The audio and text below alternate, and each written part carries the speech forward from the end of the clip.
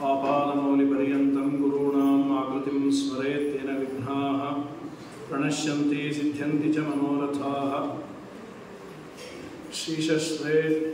शीशस्ते सुश्रियं दद्यात् आयुर्वायुसुतप्रियः भूमिं ते वामनो दद्यात् हरीन् हन्तु नृकेसरी अभ्रमं भङ्गरहितं अजडं विमलं सदा आनन्दतीर्थमतुलं भजे तापत्रयापहम्। कामधेनुर्यथा पूर्वं सर्वाभीष्टफलप्रदा तथा खलु आदिराजश्रीपादो अभीष्टदः सताम्। कुशाग्रमतये भानुद्युतये वादिभीतये आराधितश्रीपतये सुधीन्द्रयतये नमः। सत्याभिज्ञकराब्जोत्थान् पञ्चाशद्वर्षपूजकान् सत्यप्रमोदतीर्थार्यान् नौमि न्यायसुधारतान्। ಸ್ವಸ್ತ್ಯಸ್ತು ಅಶೇಷತಾಂ. ಗುರುಗಳ ಸ್ಮರಣೆಯನ್ನು ವಿಶೇಷವಾಗಿ ಇದುವರೆಗೂ ನಮ್ಮ ನರಸಿಂಹಮೂರ್ತಾಚಾರ್ಯರು ಚೆನ್ನಾಗಿ ನಿರೂಪಣೆ ಮಾಡಿದ್ದಾರೆ. ಕೆಲವರಿಗೆ ಹೆಸರು ಬಹಳ ದೊಡ್ಡವರು ಅಂತ ಬಂದಿರತ್ತೆ. ಏನು ದೊಡ್ಡವರು ಅಂದರೆ ದೇಹ ದೊಡ್ಡದು ಅಂತ ಬಂದಿದೆ ಅಷ್ಟೇ. ತುಂಬ ಚೆನ್ನಾಗಿ ನಿರೂಪಣೆಯನ್ನು ಮಾಡಿದ್ದಾರೆ ವಾದಿರಾಜರ. ಇವತ್ತು ಒಂದು ರೀತಿ ಈ ಸಪ್ತಾಹವೇ 5-6 ಜನ ಮಹಾನುಭಾವರ ಆರಾಧನೆಯ ಸಪ್ತಾಹ. ಧೀರೇಂದ್ರ ತೀರ್ಥರಿಂದ ಪ್ರಾರಂಭ ಆಗಿ ಧೀರೇಂದ್ರ ತೀರ್ಥರು, ಸತ್ಯಬೋಧ ತೀರ್ಥರು, ಅದಾದ ಮೇಲೆ ಜಗತ್ತಿಗೆ ರಾಘವೇಂದ್ರ ಸ್ವಾಮಿಗಳನ್ನು ಕೊಟ್ಟಂತಹ ಸುಧೀಂದ್ರ ತೀರ್ಥರ ಆರಾಧನೆ ನಿನ್ನೆ, ಇವತ್ತು ವಾದಿರಾಜರು, ನಾಳೆ ವ್ಯಾಸರಾಜರು, ಗೋವಿಂದ ಒಡೆಯರ್. ಅದಾದ ನಂತರದಲ್ಲಿ ವ್ಯಾಸರಾಜರ ಅಪಾರ ಸೇವೆಯನ್ನು ಮಾಡಿ ನವವೃಂದಾವನದಲ್ಲೇ ತಮಗೆ ಜಾಗವನ್ನು ಕೊಡಿ ಅಂತ ಬೇಡಿಕೊಂಡ್ರಂತೆ. ಅಂದರೆ ನಾನು ವೃಂದಾವನ ಆಗುವುದಾದರೆ ನಿಮ್ಮ ಸಮೀಪದಲ್ಲೇ ಆಗಬೇಕು, ಅದರಲ್ಲಿ ಇಬ್ಬರು ಹಾಗೆ ಪ್ರಾಯ ಬೇಡಿಕೊಂಡಿರಬೇಕು. ರಾಘವೇಂದ್ರ ಸ್ವಾಮಿಗಳ ಆರಾಧನೆಯ ನಂತರದಲ್ಲಿ ಒಂದು ಸುಜ್ಞಾನೇಂದ್ರ ತೀರ್ಥರ ಆರಾಧನೆಯನ್ನು ಮಾಡ್ತಾರೆ. ಸುಜ್ಞಾನೇಂದ್ರ ತೀರ್ಥರು ಕೇಳಿದ್ರಂತೆ, ಏನೋ ಬೇಡ, ನಿಮ್ಮ ಆರಾಧನೆ ದಿವಸ ಮಾರನೇ ದಿವಸ ನಾವು ಮಾಡಿದ್ರೆ ರಾಯರ ಆರಾಧನೆಯ ಉತ್ತರಾರಾಧನೆ ನಮ್ಮ ಪೂರ್ವಾರಾಧನೆ ಆಗತ್ತೆ. ಇನ್ನು ಮಧ್ಯಾರಾಧನೆ ಮಾಡ್ತಾರೋ ಬಿಡ್ತಾರೋ, ಆದರೆ ರಾಯರ ಅನುಗ್ರಹ ಮಾಡಿ ಮಧ್ಯಾರಾಧನೆಯನ್ನು ಚೆನ್ನಾಗಿ ಆಗುವಂತೆ ವ್ಯವಸ್ಥೆ ಮಾಡಿದ್ದಾರೆ. ಆದರೆ ಇದಂತೂ ಸಮೀಪದಲ್ಲೇ ಕೂಡಿಸಿಕೊಂಡು ಗೋವಿಂದ ಒಡೆಯರನ್ನು ವ್ಯಾಸರಾಜರು ತಮ್ಮ ಸಮೀಪದಲ್ಲೇ ಕೂಡಿಸಿಕೊಂಡು ತಮ್ಮ ಆರಾಧನೆಯ ನಂತರದ ದಿವಸವೇ ಗೋವಿಂದ ಒಡೆಯರನ್ನು ಕೂಡಿಸಿಕೊಳ್ಬೇಕು ಅಂದರೆ ತುಂಬ ಪುಣ್ಯ. ದೊಡ್ಡವರ ಹತ್ತಿರದಲ್ಲಿ ಇರಬೇಕು ಅಂದರೆ ದೊಡ್ಡ ಭಾಗ್ಯ ಇದ್ದರೆ ಮಾತ್ರ ಸಾಧ್ಯ.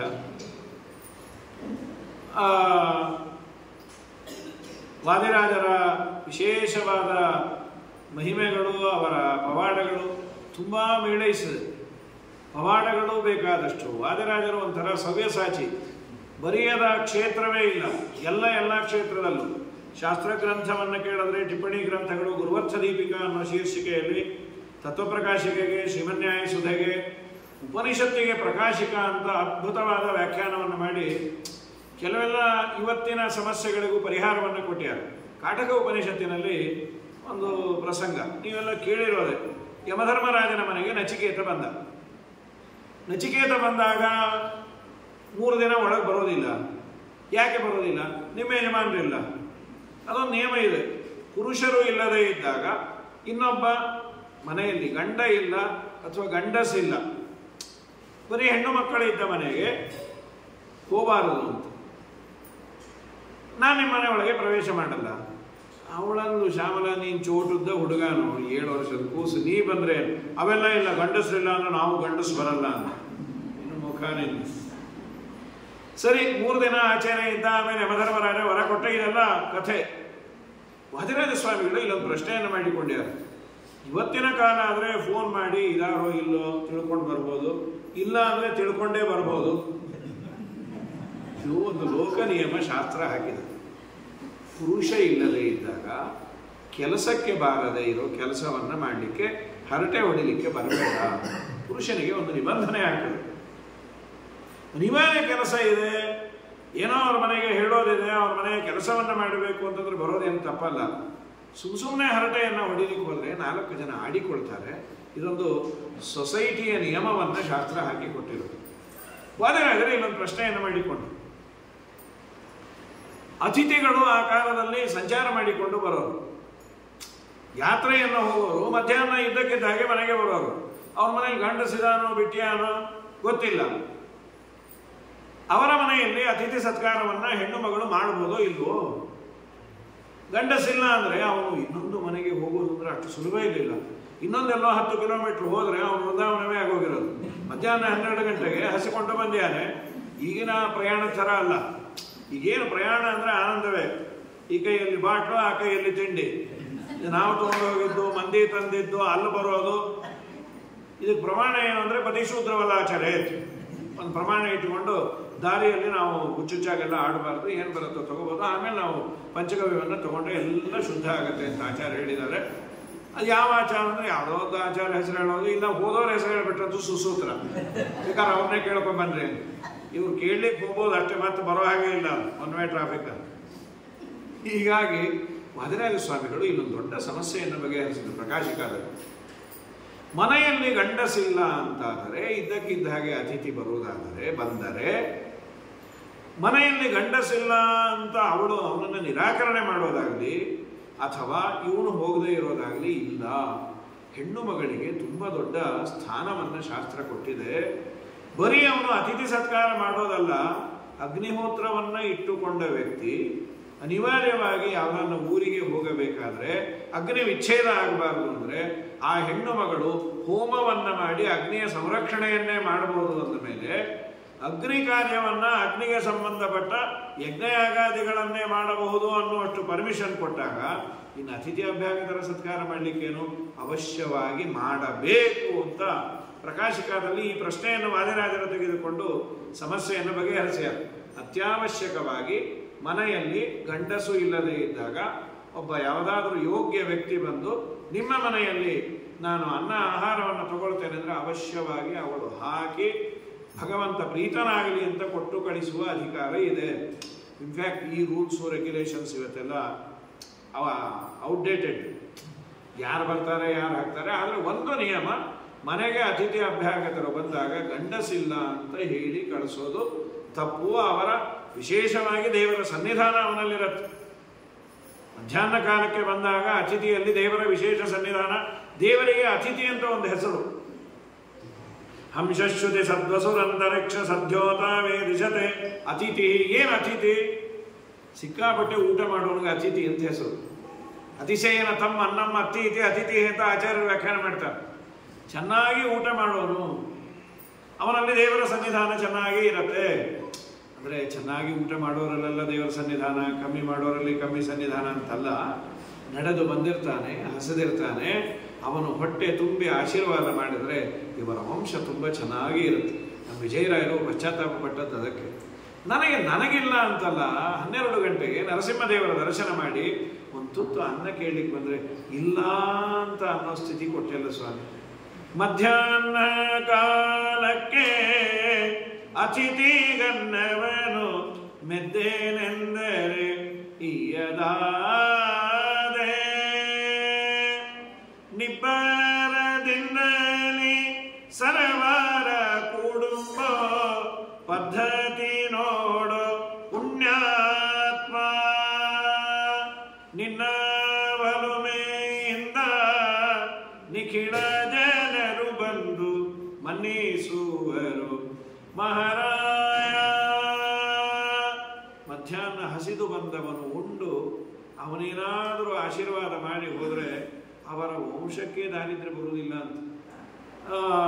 ಇದು ಯಾವುದೋ ವಿಜಯದಾಸರ ಕಾಲದಲ್ಲಿ ಆಗಿದ್ದು ಗೀಗಿದ್ದು ಅಲ್ಲ. ಇವತ್ತು ನಾವು ನೋಡ್ತೇವೆ. ಮೊನ್ನೆ ವಿದ್ಯಾಸಿಂಹಾಚಾರ್ಯರು ಈ ಮಾತನ್ನ ಹೇಳಿದ್ರು. ಮಧ್ಯಾಹ್ನ ಅವನು ಬಂದೆ ನಾ ಸಾಯ್ತೀನಿ ಅಂತ ಬ್ರಾಹ್ಮಣ. ಯಾಕೆ ಸಾಯ್ತೀನಿ? ನನಗೆ ದಾರಿದ್ರ್ಯ ಇದೆ, ನೀನು ಊಟಕ್ಕೆ ಕೊಡು. ಊಟಕ್ಕೆ ಕೊಡು ಅಂದರೆ ಅವರಿಗೆ ಇಲ್ಲ, ಗೋಪಾಲಾಚಾರ್ಯರಿಗೆ, ಅವ್ರಿಗೂ ದಾರಿದ್ರ್ಯ ಪಾಪ. ಇದ್ದ ಒಂದು ರೊಟ್ಟಿಯಲ್ಲಿ ರಂತಿದೇವನ ಕಥೆ ಇದ್ದಾಗ ಅವನಿಗೆ ಅರ್ಧವೋ ಮುಕ್ಕಾಲೋ ಹಾಕಿ ನಿಧಾನಕ್ಕೆ ಕೊಡು ಅಂತ ಹೇಳಿ ಅವನ ಹೊಟ್ಟೆ ತುಂಬಿಸಿ, ಬಹಳ ಚಲೋ ಆಯಿತು, ಬಹಳ ದಿವಸ ಆಗಿತ್ತು ಇಂಥ ಅನ್ನ ಆಹಾರ ತಿಂದು, ನೀವು ಚೆನ್ನಾಗಿರ್ರಿ ಅಂತ ಹರಿಸಿ ಹೋದ ಮೇಲೆ ಅವತ್ತಿನಿಂದ ಆ ವಿದ್ಯಾಪೀಠದಲ್ಲಿ ಅನ್ನಕ್ಕೆ ಇದುವರೆಗೂ ಕೊರತೆ ಬಂದಿಲ್ಲ ಅಂತ ಪುಣ್ಯ. ಅಂದರೆ ಯಾವುದೋ ಕಾಲಘಟ್ಟದಲ್ಲಿ ಆಯಿತು, ಇವತ್ತಾಗತ್ತಾ? Still it is possible. ಒಳ್ಳೆ ಮನಸ್ಸಿನಿಂದ ಬಂದವನಿಗೆ ಹಾಗೆ ಕೃಷ್ಣಾರ್ಪಣ ಅಂದರೆ ದೇವರು ಅನುಗ್ರಹ ಮಾಡ್ತಾರೆ. ಈ ಅಂಶವನ್ನು ಶಾಸ್ತ್ರೀಯವಾಗಿ ವಾದಿರಾಜರು ತಿಳಿಸಿಕೊಡ್ತಾರೆ. ಲೌಕಿಕ ಬದುಕಿನಲ್ಲಿ ವಾದಿರಾಜರು ಶಾಸ್ತ್ರಕ್ಕೆ ವ್ಯಾಖ್ಯಾನ ಮಾಡೋದು ಒಂದಾಯಿತು. ಲೌಕಿಕವಾಗಿ ಹೇಗೆ ಇರಬೇಕು ಏನು ಎತ್ತ, ಯಾವ ಸಂದರ್ಭದಲ್ಲಿ ಹೇಗೆ ಅರ್ಥ ಮಾಡಿಕೊಳ್ಬೇಕು, ನಮಗೆ ಅರ್ಥ ಆಗೋ ರೀತಿಯಲ್ಲಿ ಸ್ವಲ್ಪ ಹಾಸ್ಯದ ರೀತಿಯಲ್ಲಿ ತಿಳಿಸ್ತಾರೆ ವಾದಿರಾಜರು. ಚೆನ್ನಾಗಿರುತ್ತೆ. ಯುಕ್ತಿಮಲ್ಲಿಕ ಸಾಮಾನ್ಯವಾಗಿ ಆಚಾರ್ಯರ ಸರ್ವಮೂಲ ಗ್ರಂಥಗಳ ಎಲ್ಲ ಪ್ರಮೇಯವನ್ನು ಹೇಳಿದ್ದಾರೆ. ಅಲ್ಲಿ ಕೆಲವು ಮಾತುಗಳು, ಎಲ್ಲ ಮಾತು ಚೆನ್ನಾಗಿದೆ, ಕೆಲವಂತೂ ಮರಿಲಿಕ್ಕೆ ಆಗದೆ ಇರೋದು. ಎಲ್ಲಾದರೂ ಒಂದು ಒಳ್ಳೆಯ ಕೆಲಸ ಆಗ್ತಾ ಇದ್ದಾಗ ಹೋಗು, ನಮ್ಗೆ ಇನ್ವಿಟೇಷನ್ನೇ ಬಂದಿಲ್ಲ, ವಾದರಾಜರ ಅಲ್ಲಿ ಪುರಾಣ ಆಗ್ತಾ ಇದೆ ಹೋಗು ಅಂತ. ಇವರು ಪುರಾಣ ಕೇಳಬೇಕು ಅಂತಿತ್ತು. ಬರೀ ಯೂಟ್ಯೂಬಲ್ಲಿ ನೋಡಿ ಬೇಜಾರಾಗಿದೆ, ಲೈವ್ ಕೇಳಬೇಕು, ಪುರಾಣದ ಆಚಾರ ಸಿಗೋದೇ ಇಲ್ಲ ಸಿಗ್ತಾರೆ ನಾ ಹೇಳ ಫ್ರೀಯಾಗಿ ಆಗಿರಬೇಕು, ಅವ್ರು ಬಂದು ಹೇಳೋಗಿರ್ಬೇಕು. ನಾವೇ ಕರೆಸಿದ್ರೆ ಮತ್ತೆ ನಮಗೆಲ್ಲ ಕೊಡ್ಲಿಕ್ಕಾಗಲ್ಲ. ಸರಿ, ಯಾರೋ ಹೇಳಿದ್ರು ಇಲ್ಲಿ ವಾದಿರಾಜರ ಆರಾಧನೆಗೆ ಮಠದಲ್ಲಿ ಆಚಾರ ಬರ್ತಾರೆ ಕೇಳ್ಬೋದಲ್ಲ, ನಮಗೆ ಕರೆದೇ ಇಲ್ಲ. ನೀವು ಪುರಾಣಕ್ಕೆ ಯಾರನ್ನೂ ಏನು ಕರೆಯಲ್ಲ, ಬಂದು ಊಟಕ್ಕಾದರೆ ಕರೆದೇ ಯಾರೋ ಬಿಟ್ಟು ಯಾರೋ ಸರಿ. ಪುರಾಣ ಕೇಳ್ಕೊಂಡು ಹೋದ್ರೆ ಯಾರೇನು ಬೇಡ ಅನ್ನಲ್ಲ, ಅಥವಾ ಪುರಾಣ ಕೇಳೋದವರೆಗೆ ಊಟ ಫ್ರೀ, ಹಾಗೇ ನಿಯಮ ಇಲ್ಲ. ಸಾಮಾನ್ಯವಾಗಿ ಮಾಡ್ತಾರೆ. ಪ್ರವಚನಕ್ಕೆಲ್ಲ ಕೂತಿದ್ರೆ ಹಾಗೆ ಇಲ್ಲಿ ಭೋಜನವನ್ನು ಮಾಡಿಸ್ಕೊಂಡು ತೀರ್ಥ ಪ್ರಸಾದ ಅಂದರೆ ಪ್ರಸಾದಜನ್ಯ ಮೋಕ್ಷ ಅನ್ನೋದು ಪ್ರತ್ಯಕ್ಷವಾಗಿ ಸಿದ್ಧ ಆಗಬೇಕಲ್ಲ. ಅದು ಪ್ರಸಾದ ಜನ್ಯ ಮೋಕ್ಷ ಅಂದರೆ ದೇವರ ಪ್ರಸಾದ ಆದರೆ ಮೋಕ್ಷ. ಇಲ್ಲಿ ನಮಗೆ ಪ್ರಸಾದ ಜನ್ಯ ಆದರೆ ಮನೆಯಿಂದ ಮೋಕ್ಷ. ಸರಿ ಇರಲಿ. ಅಂತೂ ನಾವು ಪುರಾಣಕ್ಕೆ ವಾದಿರಾಜರ ಇದನ್ನು ಲೌಕಿಕವಾಗಿ ಒಂದು ದೃಷ್ಟಾಂತ ಕೊಡ್ತಾರೆ. ಯಾರೋ ಒಬ್ಬ ತುಪ್ಪ ತರ್ತಾ ಇದ್ದ, ಒಂದು 2-3 ಡಬ್ಬಿ. ಇನ್ಯಾರೋ ಅಂದ, ಅಲ್ಲೋ ಏನು ಈ ಪಾಟಿ ತುಪ್ಪ ತರ್ತಾ ಇದ್ದಿ, 600-800 ರೂಪಾಯಿ kg, ಯಾರು ಕೊಟ್ಟರು? ರಾಜ ಕೊಡ್ತೀಯಾನಪ್ಪ ಫ್ರೀಯಾಗಿ, ಹೋಗಿ ತಗೊಂಬ. ನನ್ನ ಹತ್ರ ಡಬ್ಬಾನೇ ಇಲ್ಲ. ಡಬ್ಬ ಯಾಕೆ ಬೇಕು? ಅವ್ನು ಕೊಡೋದು ನಿಲ್ಲಿಸ್ಬಿಟ್ರೆ ಕಷ್ಟ. ಧೋತ್ರ ಇದೆಯಲ್ಲ, ಹಾಸು ಧೋತ್ರ, ಅಲ್ಲೋ ಧೋತ್ರದಲ್ಲಿ ಹಾಸಿದ್ರೆ ತುಪ್ಪ ಸೋರೋಗಲ್ಲ. ನೀನು ರೊಕ್ಕ ಕೊಟ್ಟಿರಲ್ಲ ಬಿಟ್ಟಿರಲ್ಲ, ಎಷ್ಟಾಗತ್ತೋ ಮನೆಗೆ ಬಂದು ಹಿಡ್ಕೊ. ಗಂಟೆ ಬಂದಾಗ ನಿಮ್ಮಪ್ಪನ ಗಂಟೆನೂ ಹೋಯ್ತು. ಏನು ಸುಲಭವಾಗಿ ಸಿಗತ್ತೆ ಅಂದಾಗ ಅದನ್ನು ಮಾಡಿಕೋ. ನಿನಗೆ ಒಳ್ಳೆಯ ಒಂದು ಇದರ ಕಾಲ ಬಂದಿರತ್ತಪ್ಪ, ಪರ್ವಕಾಲ. ಆ ಪರ್ವಕಾಲ ಬಂದಾಗ ಪುಣ್ಯ ಸಂಪಾದನೆಗೆ ಮೀನಾವೇಶ ಎಣಿಸ್ಬೇಡ. ಅದಾಗತ್ತಾ ಇದಾಗತ್ತಾ ಅನ್ನೋದು ಅದು ಮುಂದೆ ಹೊಟ್ಟೋಗುತ್ತೆ. ಸುಲಭವಾಗಿ ಸಿಕ್ಕಾಗ ಪುರಾಣವೋ ಪುಣ್ಯಕಥೆಯೋ ಯಾರೋ ದಾನವೋ ಧರ್ಮವೋ ಮಾಡ್ತಾ ಇದ್ದಾಗ ಕೆಲವೆಲ್ಲ ನಿಯಮ ಇಟ್ಕೊಂಡ್ರೆ ನಾವು ಕೊಟ್ಟರೆ 1000 ರೂಪಾಯಿನೇ ಕೊಡೋದಿಲ್ಲ, ಇಲ್ಲ ಅಂದರೆ ಸರ್ವಥ ಕೊಡಲ್ಲ, ನಿಂಗೆ 1000 ಸೇರಲ್ಲ, ಆಮೇಲೆ ನೀ ದಾನ ಕೊಡಲ್ಲ. ಏನಿದೆ ಅದನ್ನು ಕೊಟ್ಟು ಕೃಷ್ಣಾರ್ಪಣ ಅನ್ನೋ. ಪರ್ವಕಾಲ ಮತ್ತೆ ಬರೋದಿಲ್ಲ. ಬಂದಾಗ ಯೋಗ್ಯರು ಸಿಕ್ಕಾಗ ನೀನು ಅದನ್ನು ಯುಟಿಲೈಸ್ ಮಾಡ್ಕೊ. ಮಹಾಭಾರತದ ಸನತ್ಸುಜಾತೀಯಕ್ಕೆ ಅತಿ ಅದ್ಭುತವಾದ ವ್ಯಾಖ್ಯಾನವನ್ನು ಬರೆದಿದ್ದಾರೆ. ಸನತ್ಸುಜಾತಿಯ ಅರ್ಥವೇ ಆಗುವುದಿಲ್ಲ. ವಿಧುರ ನೀತಿಯ ನಂತರ ಇರುವಂಥದ್ದು. ವಿಧುರ ನೀತಿ ಸುಲಭವಾಗಿ ಇದೆ. ವಿಧುರನನ್ನು ಧೃತರಾಷ್ಟ್ರ ಕೇಳ್ತಾರೆ, ಪ್ರಜಾಗರ ಪರ್ವ ಅಂತ, ನಿದ್ದೆ ಬರದೇ ಇರೋ ಪರ್ವ ಅಂತ. ಅವನು ಸಂಜಯ ಬಂದು ಸಂಧಾನ ಏನಾಯಿತು ಅಂದರೆ ನಾಳೆ ಬೆಳಗ್ಗೆ ಬಂದು ಮಾಡ್ತೀನಿ ಅಂತ ಹೇಳೋಟೋದ ಅವನು. ಯುದ್ಧವೇ ಗ್ಯಾರಂಟಿ ಅಂತ ಇವನು ಎದೆ ಹೊಡೆದೋಯ್ತು. ವಿಧುರನನ್ನು ಕಳೆದು ಏನು ಮಾಡಲಿ? ವಿಧುರ ನೀತಿ ಪ್ರಜಾಗರಂ ಆವಿಶಂತಿ. ಇಷ್ಟು ಜನಕ್ಕೆ, ಕಾಮಿಗೆ, ಲೋಭಿಗೆ, ಕಳ್ಳತನ ಮಾಡಿದವನಿಗೆ, ಇನ್ನೊಬ್ಬರ ಸೊತ್ತಿನ ಮೇಲೆ ಯಾರಿಗೆ ಕಣ್ಣಿದೆ, ಈ ಧೃತರಾಷ್ಟ್ರನಲ್ಲಿ ಏನೇನಿತ್ತೋ ಅಷ್ಟು ಹೇಳ್ದ. ಇಷ್ಟು ಜನಕ್ಕೆ ನಿದ್ದೆ ಬರೋದಿಲ್ಲ, ಇದರಲ್ಲಿ ಏನೇನಾದರೂ ಅಂದ. 6 ನಾನೇ ಅನ್ಕೊಂಡ. ಸರಿ, ತುಂಬ ಚೆನ್ನಾಗಿದೆ ವಿಧುರ ನೀತಿ ಎಲ್ಲ ಹೇಳಿ ಆದಮೇಲೆ ನಿನ್ನ ಮಾತು ಕೇಳ್ತಾ ಇದ್ರೆ ತುಂಬ ಆನಂದವಾಗಿದೆ, ಇನ್ನೇನಾದರೂ ಹೇಳ್ತೀಯಾ? ಇನ್ನೂ ಒಂದು ಸುಂದರವಾದ ನೀತಿ ಇದೆ, ಅದನ್ನು ಹೇಳುವ ಅಧಿಕಾರ ನನಗಿಲ್ಲ, ಗೊತ್ತು ನನಗೆ, ಹೇಳುವ ಅಧಿಕಾರ ಇಲ್ಲ, ಯಾರನ್ನಾದರೂ ಕರೆಸು. ಸನಕ ಸನಂದನಾದಿಗಳು ಹೇಳಬಹುದು. ನಾ ಕರೆದ್ರೆ ಎಲ್ಲಿ ಬರ್ತಾರೆ ಪಾಪಿ, ನೀನು ಕರಿ ಅಂತ. ವಿಧುರ ಕರೆದ ಕೂಡಲೇ ಅವರು ಬಂದು ಇವನಿಗೆ ಉಪದೇಶವನ್ನು ಮಾಡಿದ್ದಾರೆ. ತುಂಬ ಅದ್ಭುತವಾಗಿದೆ ಅದು. ಕೆಲವು ಮಾತುಗಳನ್ನು ಶ್ರೀಮನ್ ನ್ಯಾಯಸುಧೆಯಲ್ಲಿ ಅದೊಂದು ಮಾತನ್ನು ತೆಗೆದುಕೊಂಡಿದ್ದಾರೆ. ಶ್ರೀಮನ್ ನ್ಯಾಯಸುಧೆಯಲ್ಲಿ ಮಂಧಮಿತ್ಯಾತ್ವದ ಸಂದರ್ಭದಲ್ಲಿ ಮಹಾಭಾರತದ ಆ ಮಾತನ್ನು ಒಂದೆರಡು ತಗೊಂಡಿದ್ದಾರೆ. ಇನ್ನೊಂದೆರಡು ಮಾತು ಆಚಾರ್ಯರು ಉದ್ಧಾರ ಮಾಡಿದ್ದಾರೆ, ಅದು ಇಲ್ಲಂತೆ ಮಹಾಭಾರತದ. ಆಚಾರ್ಯರು ತುಂಬ ಪ್ರಸಿದ್ಧವಾದ ಒಂದೆರಡು ಪದ್ಯ ಅದು. ಯೋನ್ಯಥಾ ಸಂತಮಾತ್ಮಾನಂ ಅನ್ಯಥಾ ಪ್ರತಿಪದ್ಯತೆ ಕಿಂತೇನ ನಕೃತಂ ಪಾಪಂ ಚೋರೇಣ ಈಶಾಪಹಾರಿಣ ಚೋರೇಣ ಆತ್ಮಾಪಹಾರಿಣ. ಇದು ಅನುವ್ಯಾಖ್ಯಾನದಲ್ಲಿ ಆಚಾರ್ಯರು ತೆಗೆದುಕೊಂಡ ಪದ್ಯಗಳು. ಅದು ಮಹಾಭಾರತದಲ್ಲಿ ಸನತ್ಸುಜಾತೀಯದಲ್ಲಿ ವಾದಿರಾಜರು ತಾವು ತೆಗೆದುಕೊಂಡಿದ್ದಾರೆ. ಆದರೆ ಇವತ್ತಿನ ಮಹಾಭಾರತ ಈಗೇನು ಪ್ರಿಂಟ್ ಆಗಿದೆ ಬಲಿಮಾನ ಮಠದ್ದು, ಅದರಲ್ಲಿ ಇಲ್ಲ ಅಂತ ನನ್ನ ಸ್ನೇಹಿತರು ಆಚಾರ್ಯರು, ನಾನು ನೋಡಿಲ್ಲ ಅದನ್ನು. ಮಹಾಭಾರತದಲ್ಲಂತೂ ಅದಿದೆ, ಆಚಾರ್ಯರ ಅನುವ್ಯಾಖ್ಯಾನದಲ್ಲಿದೆ. ಏನದರ ಅರ್ಥ ಅಂದರೆ ಕಿಂತೇನ ನಕೃತಂ ಪಾಪಂ ಚೋರೇಣ ಈಶಾಪಹಾರಿಣ. ಸಾಮಾನ್ಯವಾಗಿ ಕಳ್ಳತನ ಮಾಡೋರು ದೇವರ ಮೈ ಮೇಲಿರೋ ಒಡವೆ ಕದೀತಾರೆ. ದೊಡ್ಡ ದೊಡ್ಡ ಪ್ರತಿಮೆ ಯಾರು ಕದೀತಾರೆ? ದೊಡ್ಡ ಪ್ರಾಣದೇವರ ಪ್ರತಿಮಾ. ಕಳ್ಳಂಗೂ ಸ್ವಲ್ಪ ವಿವೇಕ ಬೇಕು. ಯಾರೋ ಸ್ಕೂಟ್ರ್ ಕದ್ಬಿಟ್ಟಿದ್ದ, ಓಡ್ಸಕ್ಕೆ ಬರಲ್ಲ, ಅಪ್ಪು ಬಂದ್ಬಿಡ್ತು, ಏನು ತಳ್ತಾನೆ, ತಳ್ಳಿ ತಳ್ಳಿ ತಳ್ಳಿ ಸಾಕಾಗಿ ನಿಲ್ಲಿಸೋಟೋದ. ಆ ಮನೆಯವನು ಬಂದ, ಸದ್ಯ ನಮ್ಮ ಮನೇನೆ ಸರ್, ನೀವು ನಮಸ್ಕಾರ, ಅದು ಕೆಟ್ಟೋಗಿತ್ತು ಅಂತ ಅಲ್ಲೇ ನಿಲ್ಲಿಸಿದ್ದೆ ಅಂತ ಅವನು ಕೃತಜ್ಞತೆ ಹೇಳ್ದ. ಪುಣ್ಯಕ್ಕೆ ನಾ ಕಳ್ಳ ಅಂತ ಗೊತ್ತಾಗ್ಲಿಲ್ಲಲ್ಲ ಅಂತ ಅದೊಂದು ಸಂತೋಷಪಟ್ಟ. ಹಾಗೆ ಯೋನ್ಯತಾ ಸಂತಮಾತ್ಮ, ಎಲ್ಲರೂ ದೇವರ ಮೇಲಿನ ಒಡವೆಯನ್ನು ಕದ್ದು ನೀ ದೇವರನ್ನೇ ಕದ್ದುಬಿಟ್ಟಿರೋದು. ಅದೇನದು ದೇವರನ್ನ ಕದಿಯೋದು? ದೇವರು ನಾನು ಒಂದು ಅಂದಮೇಲೆ ದೇವರು ಉಳುಗಾಲ ಇಲ್ಲಿ. ಕಿಂತೇನ ನಕೃತಂ ಪಾಪಂ ಚೋರೇಣ ಈಶಾಪಹಾರಿಣ.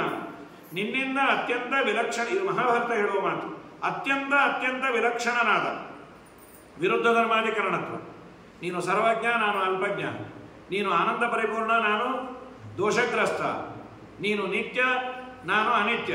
ಜೀವ ಅನಿತ್ಯ ಅಲ್ಲದೆ ಇದ್ರು ದೇಹ, ಆಚಾರ್ಯರು ಗೀತಾ ಭಾಷ್ಯದಲ್ಲಿ ಹೇಳಿದಾಗೆ ಅನಿತ್ಯತ್ವ ದೇಹ ಹಾನಿ ದುಃಖ ಪ್ರಾಪ್ತಿ ಅಪೂರ್ಣತಾ ನಾಶ ಚತುರ್ವಿಧ ಪ್ರೋಕ್ತಃ.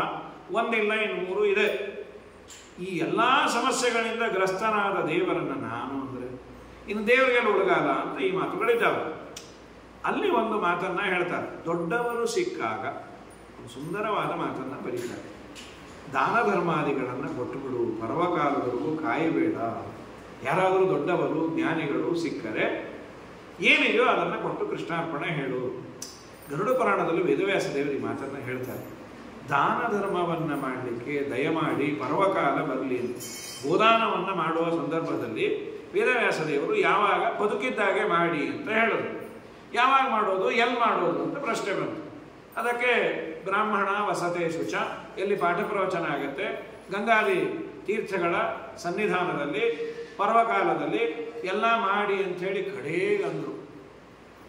ನಿನಗೆ ಯಾವಾಗ ಕೊಡಬೇಕು ಅನ್ಸುತ್ತೆ ಹಾಗೆ ಕೊಟ್ಟು ಬಿಡು. ಯಾಕೆ ಅಷ್ಟೊಮ್ಮೆ ಅಪನಂಬಿಕೆನಾ? ಖಂಡಿತ ಹೌದು.